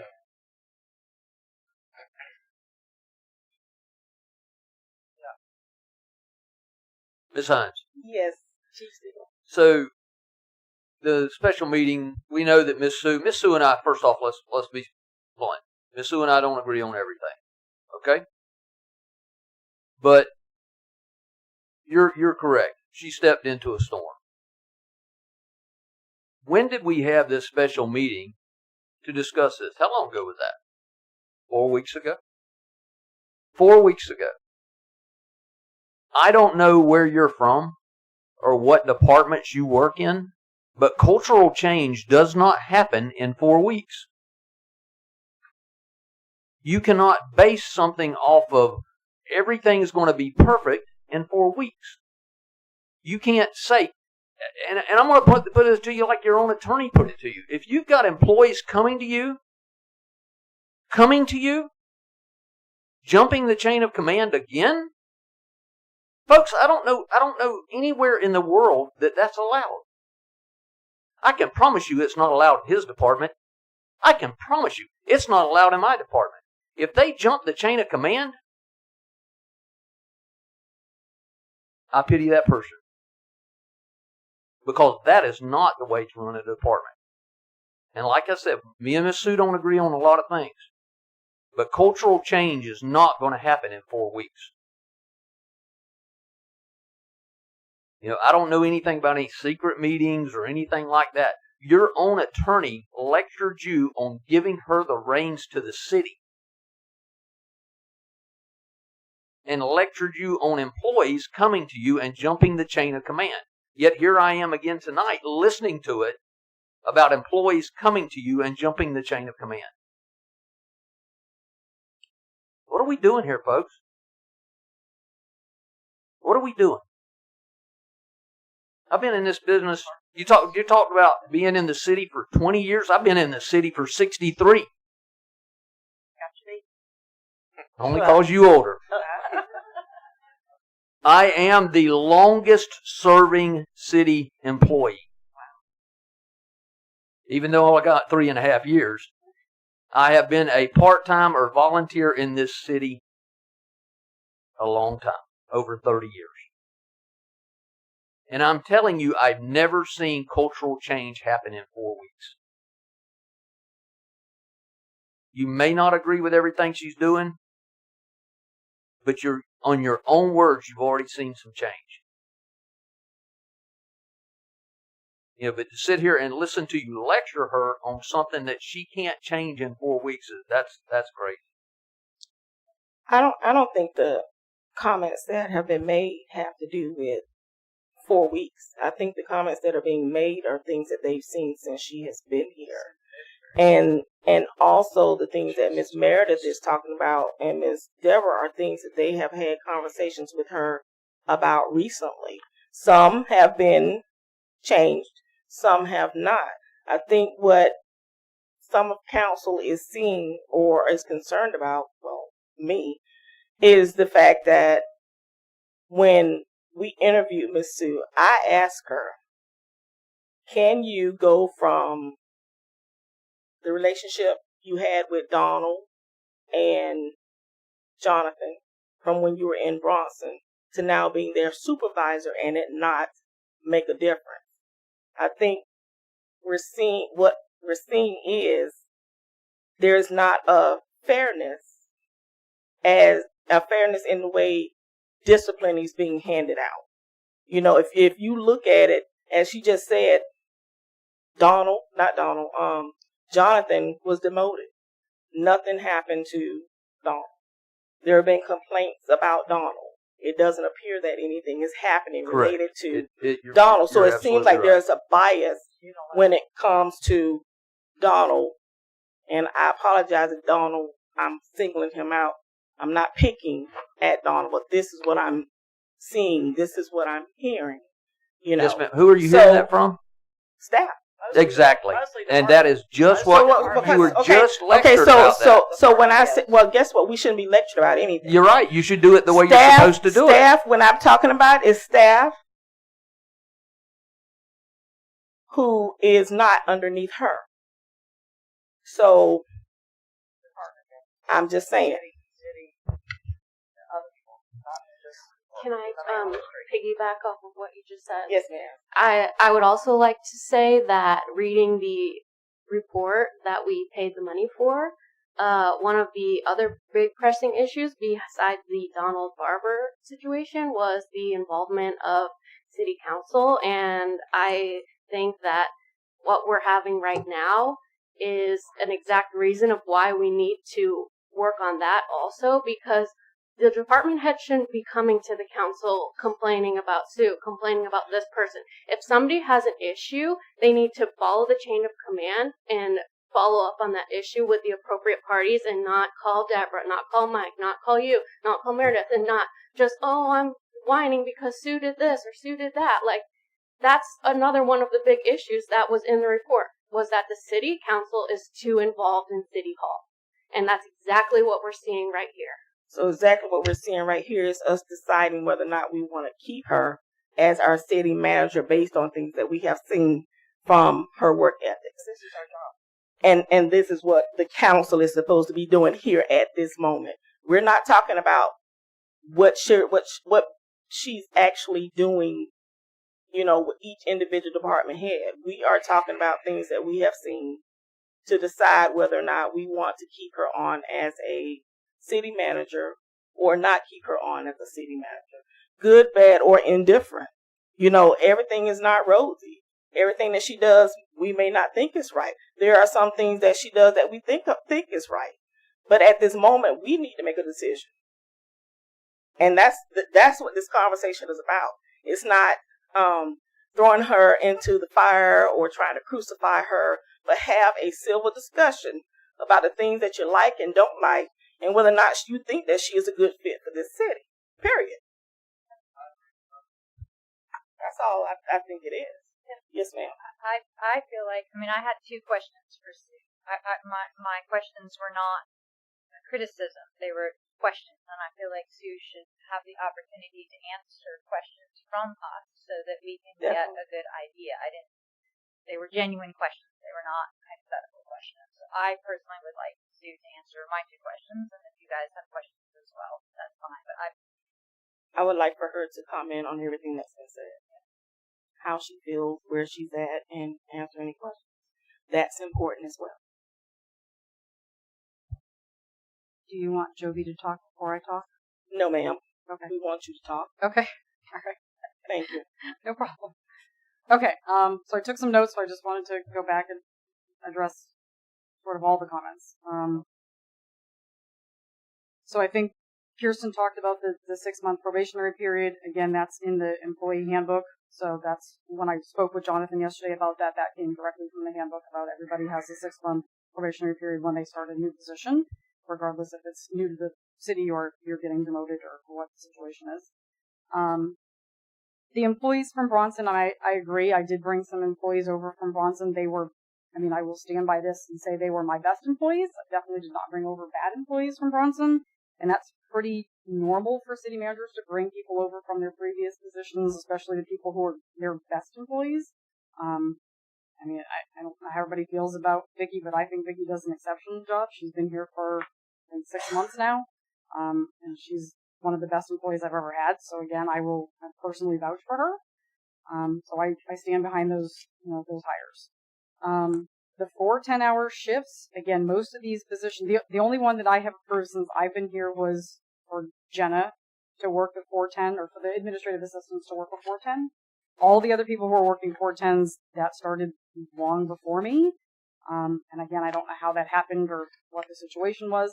Sometimes we do have employees that are working a 410 as a result of their doctors asking for that. Sometimes the doctors want them to have a day during the week specifically for doctor's appointments. That actually just came up with an employee today that we discussed. So that, again, we're just trying to accommodate if that does happen. But again, there's a lot of employees that have been working these 10-hour shifts prior to me, and I can certainly get you guys a list of who those employees are. But again, that happened prior to me. I know that Councilor Jones mentioned, meetings outside of the city. I mean, I do feel like I have been very proactive when we have residents that come up at city council meetings. I reach out to them to say, do you want to come in, have a meeting, discuss whatever it is, if it's their utility bill or, a water leak issue. I mean, I personally pride myself in being very proactive in following up on things. So I know I've pointed this out in my office. I have a stack of people who had really high utility bills over the summer that were $800, $900, $1,000. I've been monitoring those over the last couple months to make sure that those have all gone back down, which they have in every single case. So it probably was just, the fact that electric bills were high over the summer. But I have followed up on those with residents. I followed up on pretty much everything that I can think of. If there's something that I haven't, I would certainly appreciate you guys telling me that there's something I haven't, because I was in sales for 20 years. That's how you sell things, is you make sure you follow up. So that's something I take very seriously, is to make sure that I follow up with residents on something I promised them. We'll go ahead and we'll talk about the Jonathan and Donald issue. And again, I know everybody says team this or team that. I, again, say to everybody, this is Team Williston. This is not about being on somebody's team. I truly feel like we need a new utility director in here to have the cultural change that Chief Spiegel talked about. I've encouraged Jonathan to not look at this like a demotion. It's the fact that we need a really good leader in here. And I want to put Donald and Mike and Jonathan on the same level. I've talked to Donald already about changing his title back from Public Works Administrator to Public Works Supervisor, which we are going to do. Both of them are going to get leadership training. We talked about doing Fred Fire with them over the computer, webinars, and then we have a person, Laura Gambino, that's supposed to be coming in here in January to do four-hour trainings on leadership with the entire leadership team. So that is something that I am definitely working on. But I will tell you that we have advertised this position both internally and externally, and we've only had 2 candidates, and it's been 2.5 weeks now. We do not have a lot of people applying for this position. That is a problem. One of them was an internal candidate who had only been here for 8 days when he applied. There is nothing in our employee handbook that prevents him from applying for the position. You don't have to work through your entire 6-month probationary period to post out. And then the other candidate was from Texas. He had a lot of military experience, nothing in municipalities, nothing in utilities. And I apologize, Councilor Martin. What was your other question? I know it was about the utility director. What was the second question? The second question was sort of a measurable, that I'd asked for a measurable change to the behavior of Mr. Barber, Mr. Bishop, and any other supervisors listed in the special report. And that's what I was looking for, was clarification on that measurable change in their behavior. And for me, does that mean that, if there's an infraction in the future, that it's, you've already used up all your strikes and one more infraction and you're done? Or whether it's just a leadership course. I'm not saying one or the other. I'm just saying that that's what I was looking for. forward with some measurable change. And I agree that I think 4 weeks is probably a pretty difficult time frame to see that in. I mean, I do think that things are much better here than they were 3 months ago, even before the report came out. But I do think it's going to take more than 4 weeks to see the kind of measurable change that you're looking for. I can tell you that we have a brand new lineman that started 2.5 weeks ago, and we have seen a measurable change in that department in the last 2.5 weeks. So we're getting there, but it is going to take time. I mean, I certainly would love to, have that time to show you that I'm capable of, handling this, but again, I certainly understand the position that you guys are in tonight, and will accept whatever you decide. So my question is, both Mr. Barber and Mr. Bishop basically are going to get a demotion, but I didn't hear that was cut and pay was going to happen. There was no increase in pay when he went from the supervisor to the administrator. So to bring him back down from administrator to supervisor would not, not unless I made that decision, but that wasn't something that was given to him at the time. I think I provided you guys with the EAF when Terry signed that. It did not have a change for that change in title. I mean, it is something I can certainly consider. It's not something that I have considered, but I certainly can consider that moving forward, yes. But we keep hearing that. And I'll just say that. We've talked, and you've said, not necessarily I agree. You've said, I can do that. That's usually your response. I can do that. But you haven't. I haven't made the change even for Jonathan yet, so I'm keeping Jonathan in the current position right now until we actually have somebody in place. I would love to see somebody in place in January, but again, I just said it's mid-November and we've only had 2 applicants. We haven't had a whole lot of applicants thus far, but we do have it posted in 10 different places, and we're trying nationally to look for people. But like I said, I haven't made neither one of them have changed yet. There's not an actual PAF that's done anything. That's why I'm saying I can do it. I just haven't done anything yet. Ralph is still here. He hasn't left yet. So we haven't made any changes because he's still working his current position as the supervisor of Parks and Street. So when does he leave? I think the end of this week or the end of next week. It's imminent. Okay. So has Mr. Bishop been demoted and cut pay? Not yet, no. He's still in his current position. And again, I want to keep him in that position until we have his replacement in place. Okay. I mean, I can tell you that Donald, I know you don't often see a lot of the things that he does, but the last time he got I think it was his stormwater certification, he did not ask for an increase in pay with that certification. So, I mean, he understands that he has issues that need to be resolved as well. I don't want to make it seem like, again, I'm trying not to call this a punishment for Jonathan, because again, I think it's about putting the right leader in this utility director position so that we can move forward with the city. I don't want him to view it that way, because that's not really how I feel. I just think we need the right person in that position. So who will run street and parks until Mr. Bishop gets moved up? Jonathan and I will have to do it together.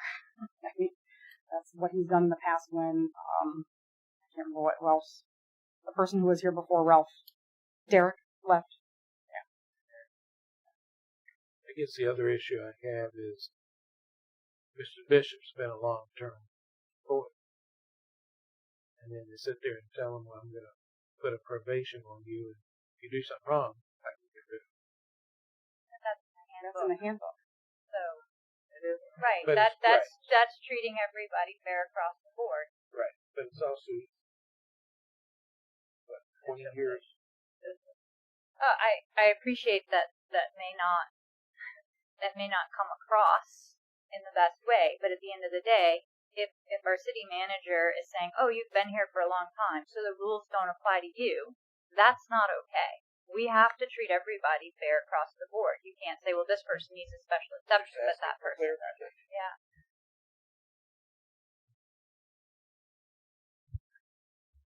Any other questions for Ms. Sue or comments?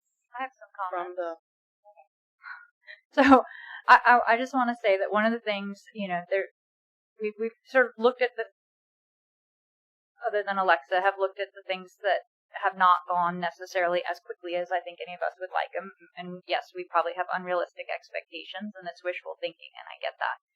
But I do think that, I think that the challenge that I have sitting up here, in answer to Lamar's comments, is that I'm not in the city hall very often. I meet with Sue once every 2 weeks, and I come to council meetings, and we have to have this discussion in public, which is painful, and I'm sure all of us would really much rather have this, but thanks to Florida law, we have to have it in public. And so while I totally appreciate that we need to let Sue do this, and we need to give her time to right the ship, and I don't think anybody could do it faster necessarily without completely cleaning house and starting over again, and who knows if that's a ship righted or not. The only way for us to get feedback on what's actually happening up here is, yes, employees should work their way up the chain, but supervisors, their chain stops at Sue. And if they need to get information to us, I think that's important. And I don't think that that is something that should be not allowed at all or completely frowned upon. But I do think it's incumbent on us to respect that we are getting a biased opinion. And again, we're not here working every day in and out, and that we have to value one supervisor or charter employee or whatever it is, but opinion, and recognize that that's bias, whether it's Mr. Bishop or Mr. Barber or anybody else. That is their perspective, and it may not be actual gospel truth to what's happening up here. And I just want to say that because I think everybody has friends in the staff, and everybody has people that they get along with maybe, and they respect, and they listen to their voice. But I think we have to remember, we're getting their version. We are not necessarily getting truth. And I think we have to look at the measurable changes that Sue has made. In my opinion, there were work orders that were months old, and they are now down to what's the farthest back that we have at this point in time. Probably about 30 days right now. 30 days. And we had work orders that were months and months and months old. Working to get a better system for when when residents call in to the front desk, so that their calls and the information and their concerns do not get lost, because they were getting. And before I was up here, I was one of those people who called, so many times, and we'll pass that information on, and nothing happened. And it's not the fault of the ladies sitting at the front desk. All they can do is pass that information on. But I was not ever getting a phone call back or information back at all, and that's changing, and she's making efforts to do that. And there are lots of those little pieces of the puzzle, and I think, that we're learning that a lot of employees have thought that they can change things here at the city hall and do projects without taking out permits and keeping things to code, and that has been hopefully shut down hard, and that they're being held to account just as the residents are of this city. I think but that wasn't something that Sue created. That's something that she inherited and has been shut down. And I just think we have to look at the changes that she has made. And yes, I think there are more to be made, and I do think we need to hold her accountable for making sure that the employees the department heads who did cause problems are kept on a very short leash. But I also think we need to look at the changes that she has made and the direction that she is turning the ship. In my opinion, she's turning the ship in the right direction. She still needs to be held accountable, but I think that she's turning the ship in the right direction. And we need to have straight honesty from her at all times, under all circumstances, whether it's painful or not. If you don't know, you don't know. Say it, tell it. If you don't want to make that change, tell us you don't want to make that change, and tell us why you don't want to make the change. Don't tell us, okay, that sounds like a good idea, where deep down you're thinking, no, not for me, not going to do it. I'd rather know. And I think we have to hold her accountable to those truths. But I think we do need to give her a chance to let this ship right itself a little better.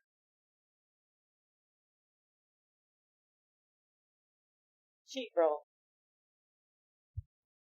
I wasn't going to say anything, and this is nothing against anybody. I promise you this is nothing against anybody. But if I'm Jonathan, I feel some kind of way about this conversation. I've heard multiple times people say things don't change quickly. Things don't change in 4 weeks.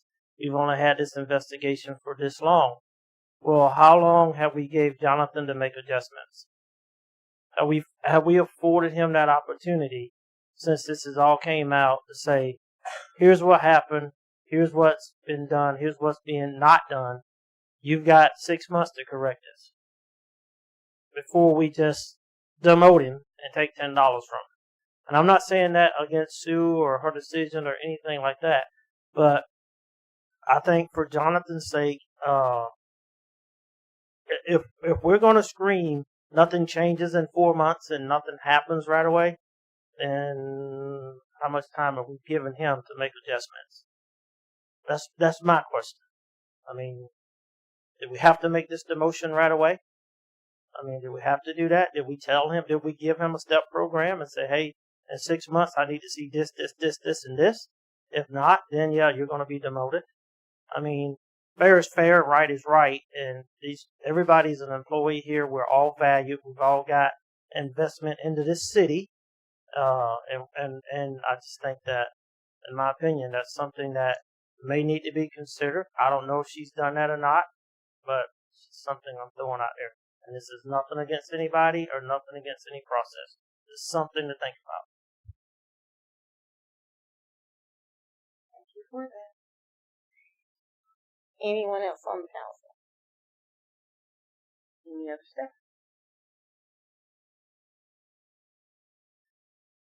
So, what do we want to do?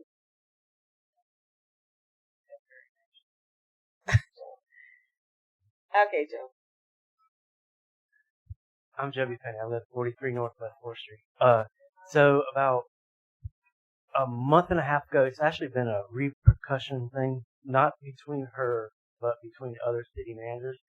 I've had my solar for about 3 or 4 years, and I have always asked on the light bill. So I have a meter that has two readings that my meter makes and what the city makes. So on my bill, when I get my bill, and I actually had a conversation with her a month and a half ago, and the IT guy, on the bill, it is supposed to have how many kilowatts my solar makes and my electric bill, and it does not do that. I have called Gainesville, I have called Ocala. They have to provide that, because on my bill I get from y'all, it just credits me $3. It doesn't break it down and say, well, my solar made 396 kilowatts a month this month. And that is actually by law, it has to be in the bill. That's what the Gainesville, the light bill. So, what does that have to do with what we're discussing now? I have mentioned it to her, and I have not heard nothing about it. And I've had several people come to her and ask her stuff, and it just gets like Miss Debra Jones said, it gets. I mean, has anybody came to you? Joby. Yes. Over here, sir. I mean, I'm just. It's getting aggravated. Okay. Thank you. Thank you for your comment. Yes, sir.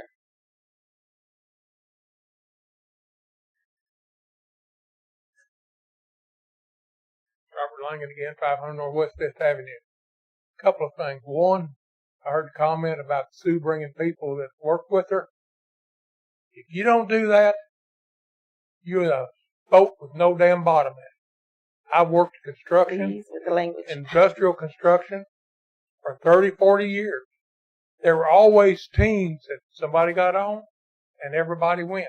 The reason you do that is because you know you can trust that person.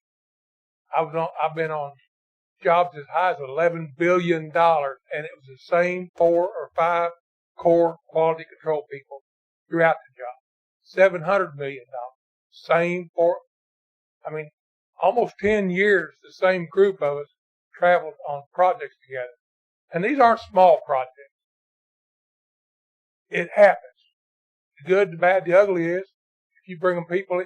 And what's the difference between Sue bringing somebody she works with and you got your buddy Joe, and he knows somebody such, you bring him on. They're no damn different. I mean, let's get real.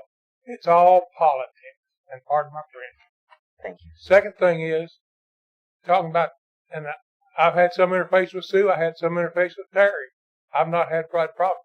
But the bottom line is, both of them, from what I'm hearing and being told, got on a sinking ship to begin with, because you look at my subdivision, all the problems we've had, and everybody says, well, it was pre-Terry's scope of work. Y'all don't get your act together, you're going to sink this ship. And I don't get out around in town a lot, but when I do get out and around, a lot of comments I hear are derogatory towards not necessarily this board, but the chamber board in general. There's been a lot of fortunate sweeping stuff under the rug. I mean, I can give you examples. I've seen what happens in politics. I've seen it firsthand. And same way, you sweep it under the rug for somebody, and you don't do it for somebody else. You should never sweep it under the rug to begin with. But the bottom line is, you all got a responsibility. And again, I'm not saying this board because I've had pretty good luck with this board. But your past boards, Sue and even Terry, from what I understand, from multiple people, stepped into a hog pit. So, but again, back to comment, she's bringing people she knows. You're probably better off for her. Unless she leaves and then they all leave, then you got the same problem. And I'm not saying that's not your problem. Hell, that could be next year, 2 years, whatever it is. There are people in this industry, especially in the utilities and the construction and the wiring and everything, electrical and stuff. One leaves, the next one leaves, then his buddy leaves. You're going to have turnover like that. People are going to follow people they can trust. And people are going to bring people that they can trust. And I mean, I was on one job, I spent 4 months, almost a year in North Dakota and saw my boss about once a month for meetings. And I ran that phase 1 of a $700 million project. So you have to have people with you that you can trust. That's all I can say. Thank you, sir. All right, council. What do we want to do? I've already turned it back over to the council. If you will You give me a speak chance. at it.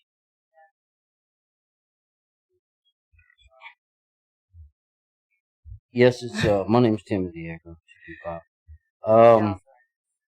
Like the previous, whenever this investigation went on, there was 3 individuals that cost the city taxpayers $25,000. And it really goes back to, like, y'all know how Donald done the one time whenever I came up here back in April when I had there's 9 residents that was leaking. Y'all seen how he acted, tried to bully me several different times, and I'm sure he done that to the previous employees. So if y'all going to demote Jonathan, y'all really should fire or really demote Donald, because if y'all don't think he's not an issue to maybe y'all being sued, because I mean technically the way he acted that way off camera, that's the first time I met that fella. I came here so many times in here doing this little make you a little work order. Now I know how to do this. I just go to the police department and that's how I get it done. Because now it is a public record. Because when you go in here, it don't get done. And it's not their fault. It's the people there, like Donald and Jonathan and whoever's in charge of fixing that problem. They go right underneath the rug, as you keep saying. And if she's responsible for this, then she needs to fire them, or all 3 of them need to pay the city taxpayers back to $25,000. I mean, that's how I see it. I mean, she can bring whoever she wants to, but right now, it's really, the city's under poor leadership, and the supervisors, I mean, if they can't come to her, or other employees can't come to the supervisor and get it done, and then they go to her and there's another issue, they have all right to come to y'all. That's what y'all are here for, too. And so this jump chain of command crap, sometimes you got to do what you got to do, because the ones in command are too busy covering their own ass. You didn't tell her to be quiet. I didn't tell her language. Well, she stepped into a shitstorm. I'm pointing at you. Oh, wait till participation. Okay, enough. So We're not gonna do something that. should be done. Either fire her or demote her too. Don't give her an extenuation. Extend anything with giving her any severance pay whatsoever.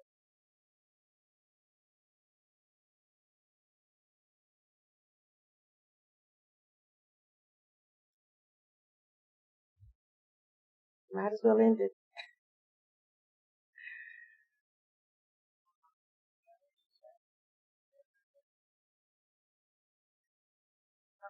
Jana Church, 590 Northwest Fourthway. I just wanted to touch base on the issue regarding what Debra Jones had mentioned when it comes to calling, coming up here, having meetings, trying to find resolution, explanation, something that explains the bill before the customer service video came out, basically saying exactly what she was mentioning now, which is the glitch in the system, the switching from one to the other, how that can play a role, which would totally make sense since that did start at April, and April when my particular issue started. What I wanted to speak about that is in tying to this issue is after that many months coming up here, participating with the city council meetings. I mean, y'all see my face everywhere. I'm talking to people. I'm trying to figure out what's going on because I don't want to go just off of what the residents are saying or just off of what I'm being told at City Hall.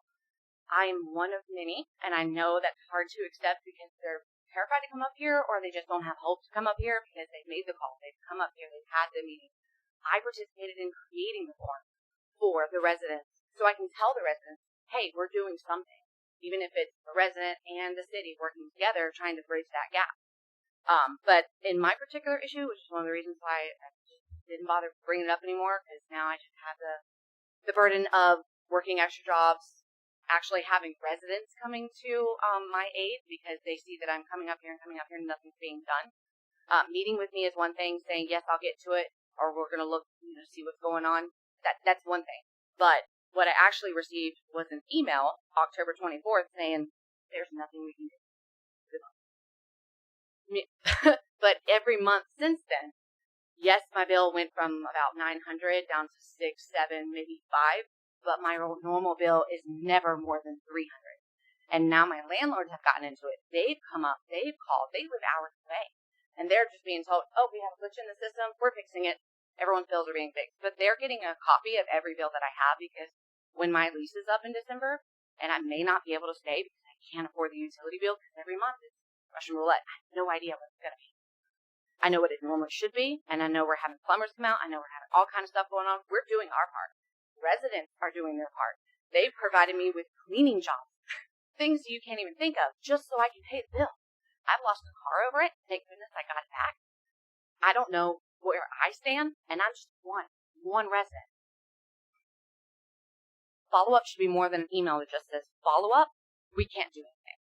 That's all I'm saying. So it is very personal to me. I'm not saying that the job isn't being done fully because, yes, walking into a storm, it's just an ongoing thing. If you go back and look at all the different managers over the span of years, same issue. That is the biggest reason why no one wants the job. No one is brave enough to want to be on the council or even to apply for Jonathan's job because the trust's gone. We call, we come up, we get nothing. Now, we don't know if it's that you guys just can't do anything because the issue is so much bigger than what we know. That's why we come up here. That's why we create the committees. That's why we're doing everything that we can for each other and for the city to figure it out. In my personal opinion, I feel like the residents have done more to help me in the city. And I love this city. I will go out fighting. I will work every side job and accept every offer from any resident that wants to help just so I can eventually be up there and learn what you guys do and do what you guys do. So I know this is a very big decision, but please take all the factors into play. And the only other issue that I wanted to talk about that also relates to this, yes, I do fully respect the chain of command. I'm raised by a military father. I fully respect the chain of command. But when the technicians go to their supervisors again and again, or if the issue is because of the supervisor and how they're being treated, how they're being told to do the job, and then they go to the city manager and feel like they're getting the same thing, or that they're going and nothing's happening, just like with us, then they feel like they have no choice but to contact you guys because there's a last in command. So that's something I also would like you guys to take into consideration. Don't just go off of what you just see and what the directors are reporting. I would also meet with the people, the boots on the ground, the guys out there every single day trying to patch up these jobs, fix these jobs, trying to do their job, but they feel just as hopeless. And that was mentioned multiple times in the investigation. So yes, 4 weeks is a short amount of time. There's so much to review. I just ask that you please take all of that into consideration. Thank you. All right. So what do we want to do? Council.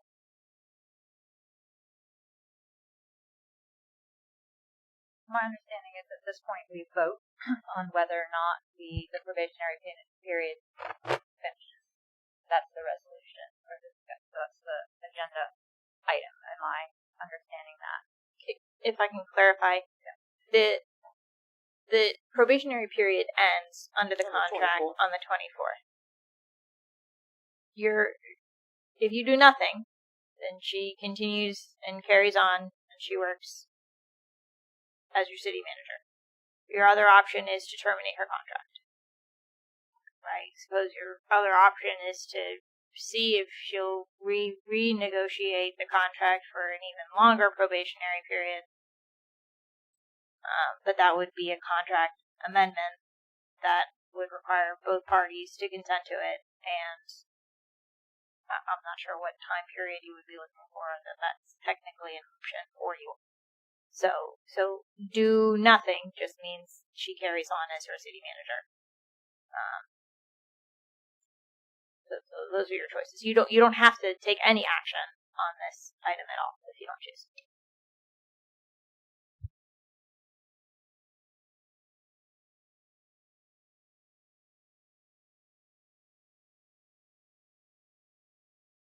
What action do you guys want to take? If there were Meredith.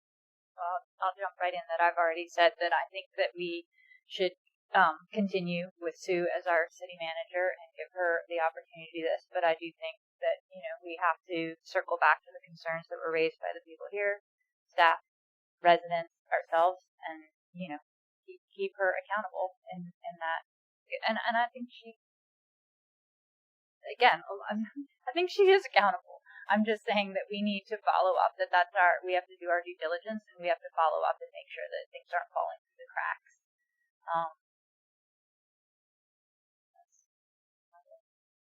Miss Latricia, any comments? And I'm only asking you this because during her interview you were asked to give comments.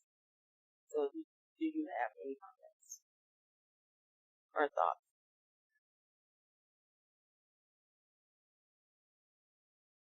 What do you want?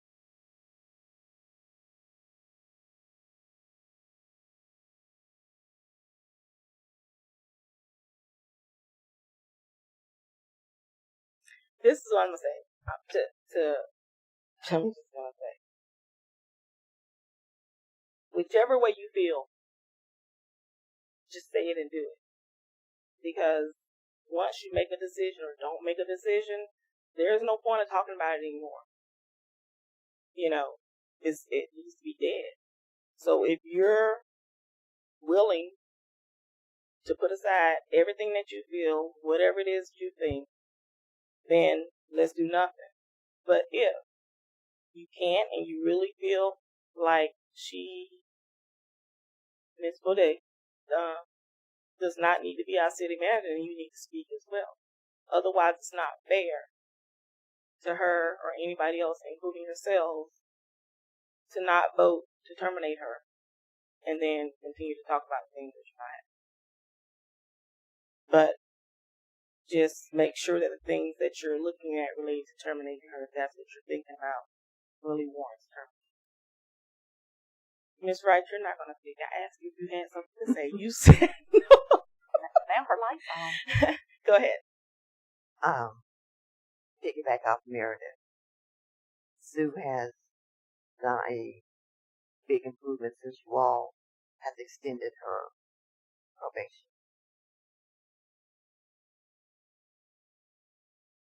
But No, there's no buts. you hesitated. There's a I but hesitate somewhere. because I'm trying to get my words together, my thoughts together. Now, with me and her, we are working closer together than what we had before. And thank you, Sue. I think we'll give her a chance. Give her a chance. That's all I'm asking.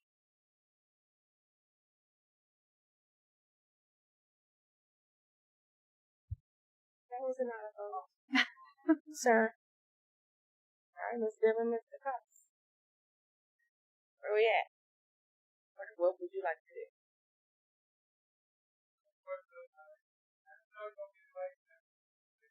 Sir. No, sir. Do not speak. We are in the middle of discussion. Please do not speak. Don't even come to the dais. Thank you. Have a nice night. Miss Debra. You gonna leave it alone? No, I also think wants to say something as well. I mean, okay. So what would you like to see? Because there's no extension. What would you like to be done?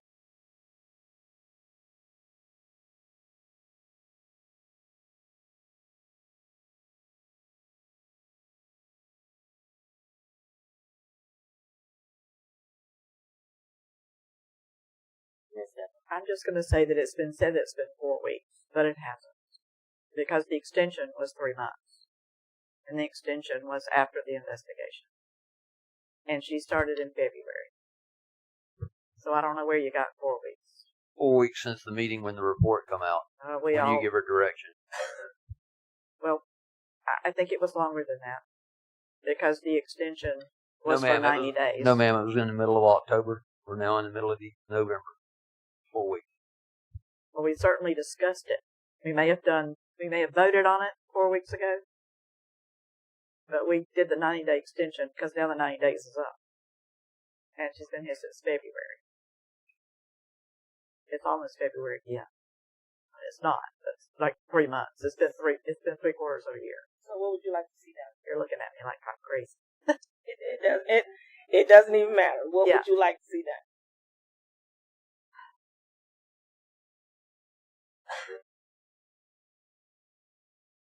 It still has to be voted on, so just say how you feel. If I can just clarify, you don't have to have a motion.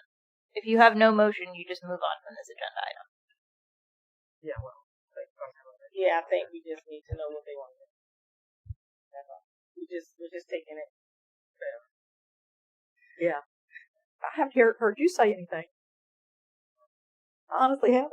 I have a major issue, as you've heard, with people that are not getting any assistance, aren't getting any resolution.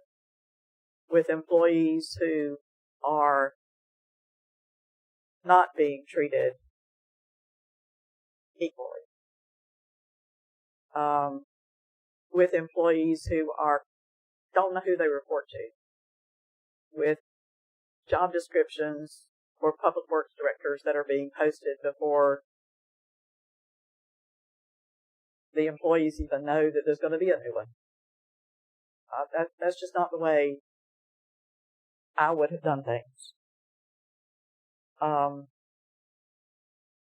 I certainly am not looking forward to finding a new city manager, because it's not a fun thing to do or a fast thing to do. But I honestly believe that I've given Miss Sue every opportunity that I can. Probably more than you know. I haven't been up here a lot lately because it doesn't do me any good. I'll honestly say that. I feel the same way that the residents do. I get like I said, I'm okay with that, but it doesn't happen. I feel for all of them. No, I can't lower your bill. I wish I could. I see what I can read. I can look at it. I can see the pattern. I can see that there's something wrong with it. There ought to be some way that we can help people, but it's not being done. I see a report that said 2 people were responsible and 1 has been penalized. The other is carrying on. I see somebody who started construction in the city hall without asking permission, with no permit, and nothing's been done to penalize that person. And she didn't know about it when it happened, but she's known about it now for 3 or 4 weeks, and still nothing has happened that I'm aware of. And tell me if I'm wrong. And I just don't know that it's going to be any different.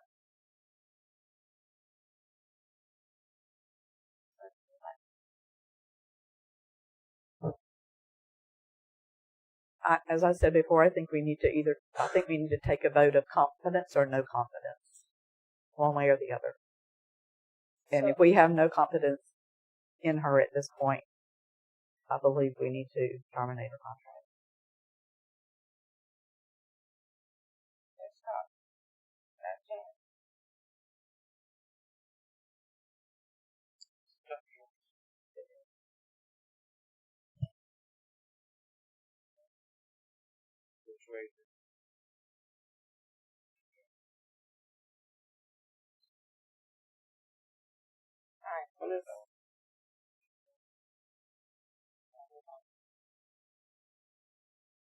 Alright, so, and we take a vote of confidence and no confidence.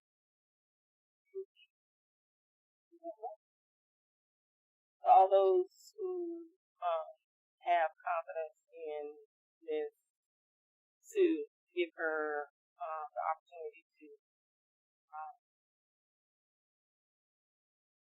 manage in a more effective way. Those who want to give her another chance, raise your hand.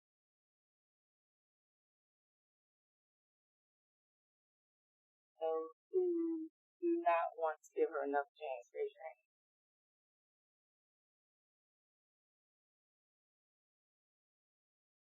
Alright, so my vote, I am not totally happy with disciplinary type actions. I have seen some changes that are for the best, or appear to be for the best. And having conversations with you related to the things that have been going on. I'm willing to give you another chance. Give you a chance to right the ship. But also know that we will be keeping a close eye on you. We will be speaking with staff because at the end of the day, the people who decide whether or not you remain employed is us. And if we don't know that there's things going on or things not being changed, then we can't effectively do the job that we need to do to make sure the citizens are getting the things that they need. So just know that we will continue to speak with staff as needed, not as in complaints, but just to find out how things are going. Are there any changes? Do they see any changes? Do they feel any changes?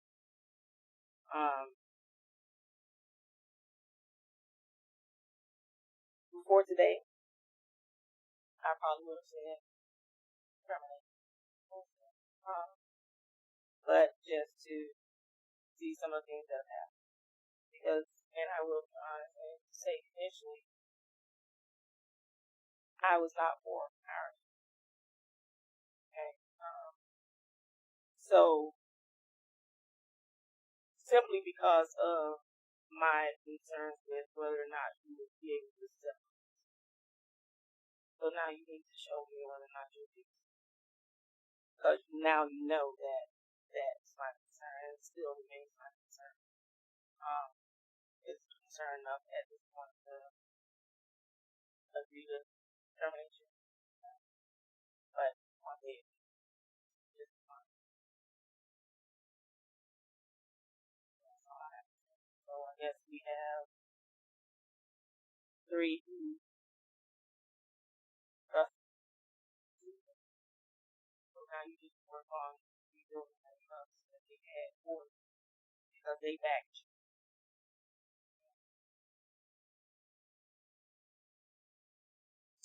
All right. Anything else we need to do? All right.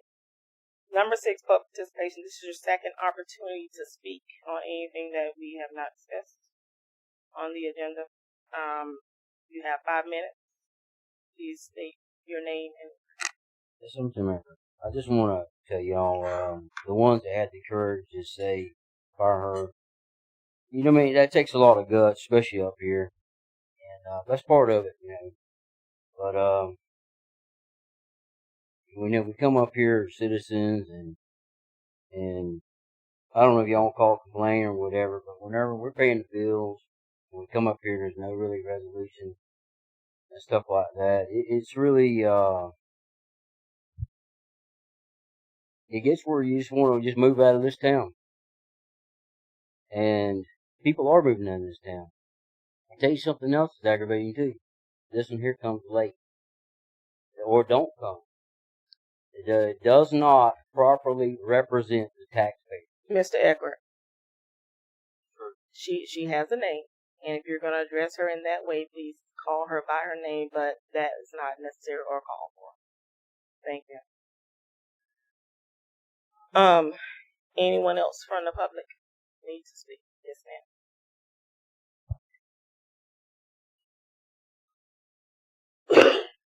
I just had 2 simple questions. I liked the item that you brought up earlier whenever you had questions with the new system and the glitches and everything. And yes, that's come into play around April. And your question was, what are we going to do about all the bills since then that may have been affected by that? Which, yes, $1,000 to $3,000 is ridiculous, but to a lot of us families, so is $800-900. Right. Yes. So that leads to the 2 questions. One, the answer to that question was, we'll send someone out at that time to go read the meter right then and there. That only verifies that month. It did not specify what it would do for the previous month. Exactly. And that does play a huge role. For me, by example, that makes or breaks whether I can renew my lease, whether I can stay and do the plans that I have in place for just myself, for, the committee, for everything. And that is something that I know a lot of people are already sending me messages about while they're watching, because they have the same exact question. And then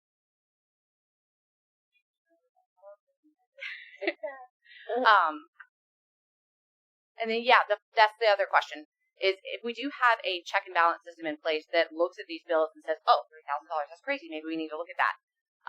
Do we not have something in the system automatically that flags something as, hey, this is super high compared to this particular residence over the span of how many years? Because what we typically do when we come in and say, hey, I've got this issue, first thing you do is look at last year this time. See, is that typical for the summertime or the wintertime or whatever? That's the question, is basically, at what point do we say this is super high for this house? And what is the protocol for that? Is someone going to reach out to us? Is it just going to be us going, you know what, I really don't have it this month, I can't squeeze that by. Let me just call up there and see what we can do, because it feels like a roadblock both ways. It feels like the resident can't make the call, or we make the call, we make the appointment to do all the things, and nothing happens. Or there's no resolution or whatever, short of a payment arrangement, which we appreciate, but that actually puts more burden on the following month. It makes or breaks the difference right there. So what would be something that you guys can do to help with that? So we don't have this many residents reaching out and getting this same exact treatment that I got. And at what point in time does something consider to be, oh, this is too high? Is it have to be in the thousands, or is it a couple hundred? And yet I myself and many others love to know what we can do about from April till now. Because, yes, that may be the high months, but why is that even a thing if the usage is the same? It can't just be expected at this time every year you're going to pay triple. That's things that we don't understand as residents. That's things that we're trying to figure out, hopefully with the committee and the education, and going from there. So, if I didn't spin you guys in circles, that's my two questions. One, when is high too high for each resident? And what are we going to do about from April till now? And how can we make sure that continues to be the case every time? Thank you for the questions. Ms. Sue, do you have any thoughts or ideas related to that? Is there any way for us to contact the company? Yeah, I mean, there should and be. see whether or not it's on their end. Usually, I defer to Megan on this, but usually there's a like an outlier report that you can run where you can see that, there's $3,000 or $2,000 bills, and those are abnormal. What we run is called a recheck report, and that shows us what they have their average usage for the last 3 months. So if their average usage is only a couple hundred different, or even 900 different, it's not going to flag as abnormal usage. I mean, everybody can fluctuate. So it's no. Usage, not money. Usage. It only does the usage. It doesn't calculate the bill till I get to the very last step, and that's when it calculates everything.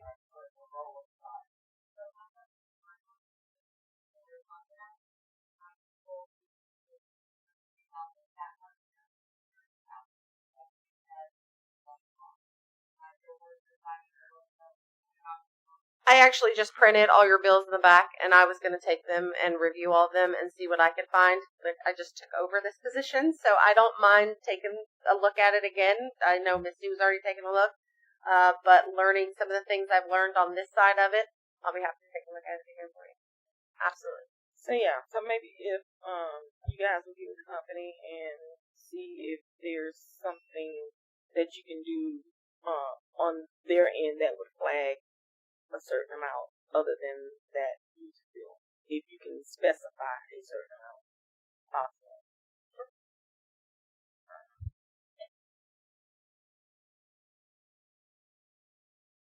My name's Joel Penny. I live 43 Northwest. So my question to Ms. Sue is there a way that you can actually take what my solar makes a monthly kilowatt and put it on my bill instead of giving me, they only make $3 credit? You and I have already talked about this along with Miss Sue and Aaron. We already had this conversation, and it's not going to print out like that, like you're wanting it to. It only shows you the credit that it gives you. If you want a breakdown of that, you need to get with your solar company about that. And it's only a percentage that you get back. It's not the exact kilowatts that you're seeing. It's only a percentage of it. We've already went through it. I'll be happy to go through it with you again when Mike returns, because he's our electric. He knows more about it, and I'll be happy to set something up with you when he gets back. And I will say we have a very specific ordinance that has to do with solar, and it's very restrictive. And I would prefer everybody to read that before they put solar on their roof. My next question, with Jonathan not being here and everything, where's this? Any other questions? Yeah. Where's I have 8. So, how it work? All right. Any other questions, Joby? No. No. We're not going to answer that question. I'm pretty sure I'm talking to him. Still, we're not answering.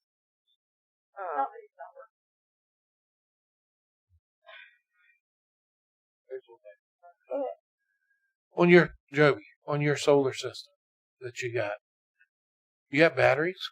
No. But when I call Gainesville or Ocala, so on their bills that on my meter, I have two readings. I have a reading that what my solar makes, and I have a reading what the electric takes out of that. So on my bill, I should have what my solar makes a month on my bill, and what my light, what light bill. The So ones that's when you get the combination, when you go to subtract kilowatts out of that, you'll get your that, and then you can just divide it by how many kilowatts y'all give us per. Okay, well that's the reason why I want it on my bill, and that's Gainesville does it and Ocala does it. I don't know why. And they also may have different systems. So they also have AMI. Might I just they have insert? AMI, So they have okay. that ability. So they have Our meters do not have the ability I have to two track readings on my his output. Only what comes through the meter. So in I'm reverse. gonna suggest that you meet with Megan and Mike when he gets back and let them help you with that, because we're not gonna solve it here, unfortunately. I apologize.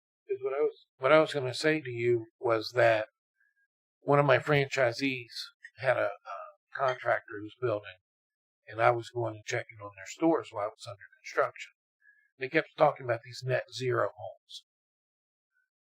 And so I asked them, I said, what do you mean net zero? Okay, net zero, that was internet. This was several years ago. And he said, basically, the homes are very energy efficient. The windows are thicker than what we normally do. It's spray insulation. Also, it has just everything is more energy efficient.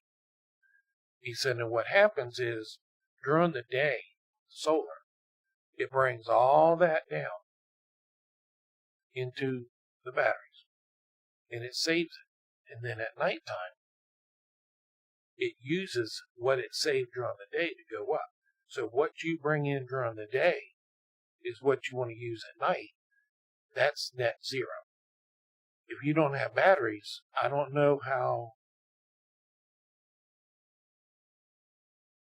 Again, I'm not. Is this a I'm not talking conversation we about could that. have Shelby, at a meeting? you guys can discuss, all that outside or in a meeting with each other.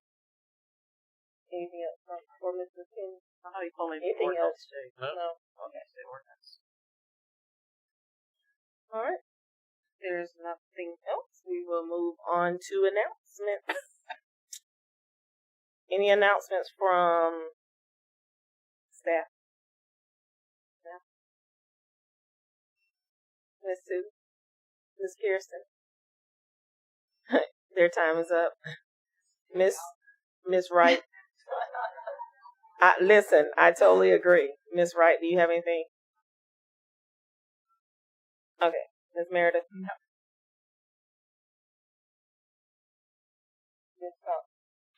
Miss Megan, afterwards, I want to talk to you because I want to see if I can come in and you get those in. Absolutely. See what you're going through. Yeah, no problem. Miss Alexa? All right. Then I'll take a motion for adjournment. I move we adjourn. Second. We have a motion and a second. All those in favor say aye. Aye. All those opposed, nay. Motion has it 5-0. We are adjourned at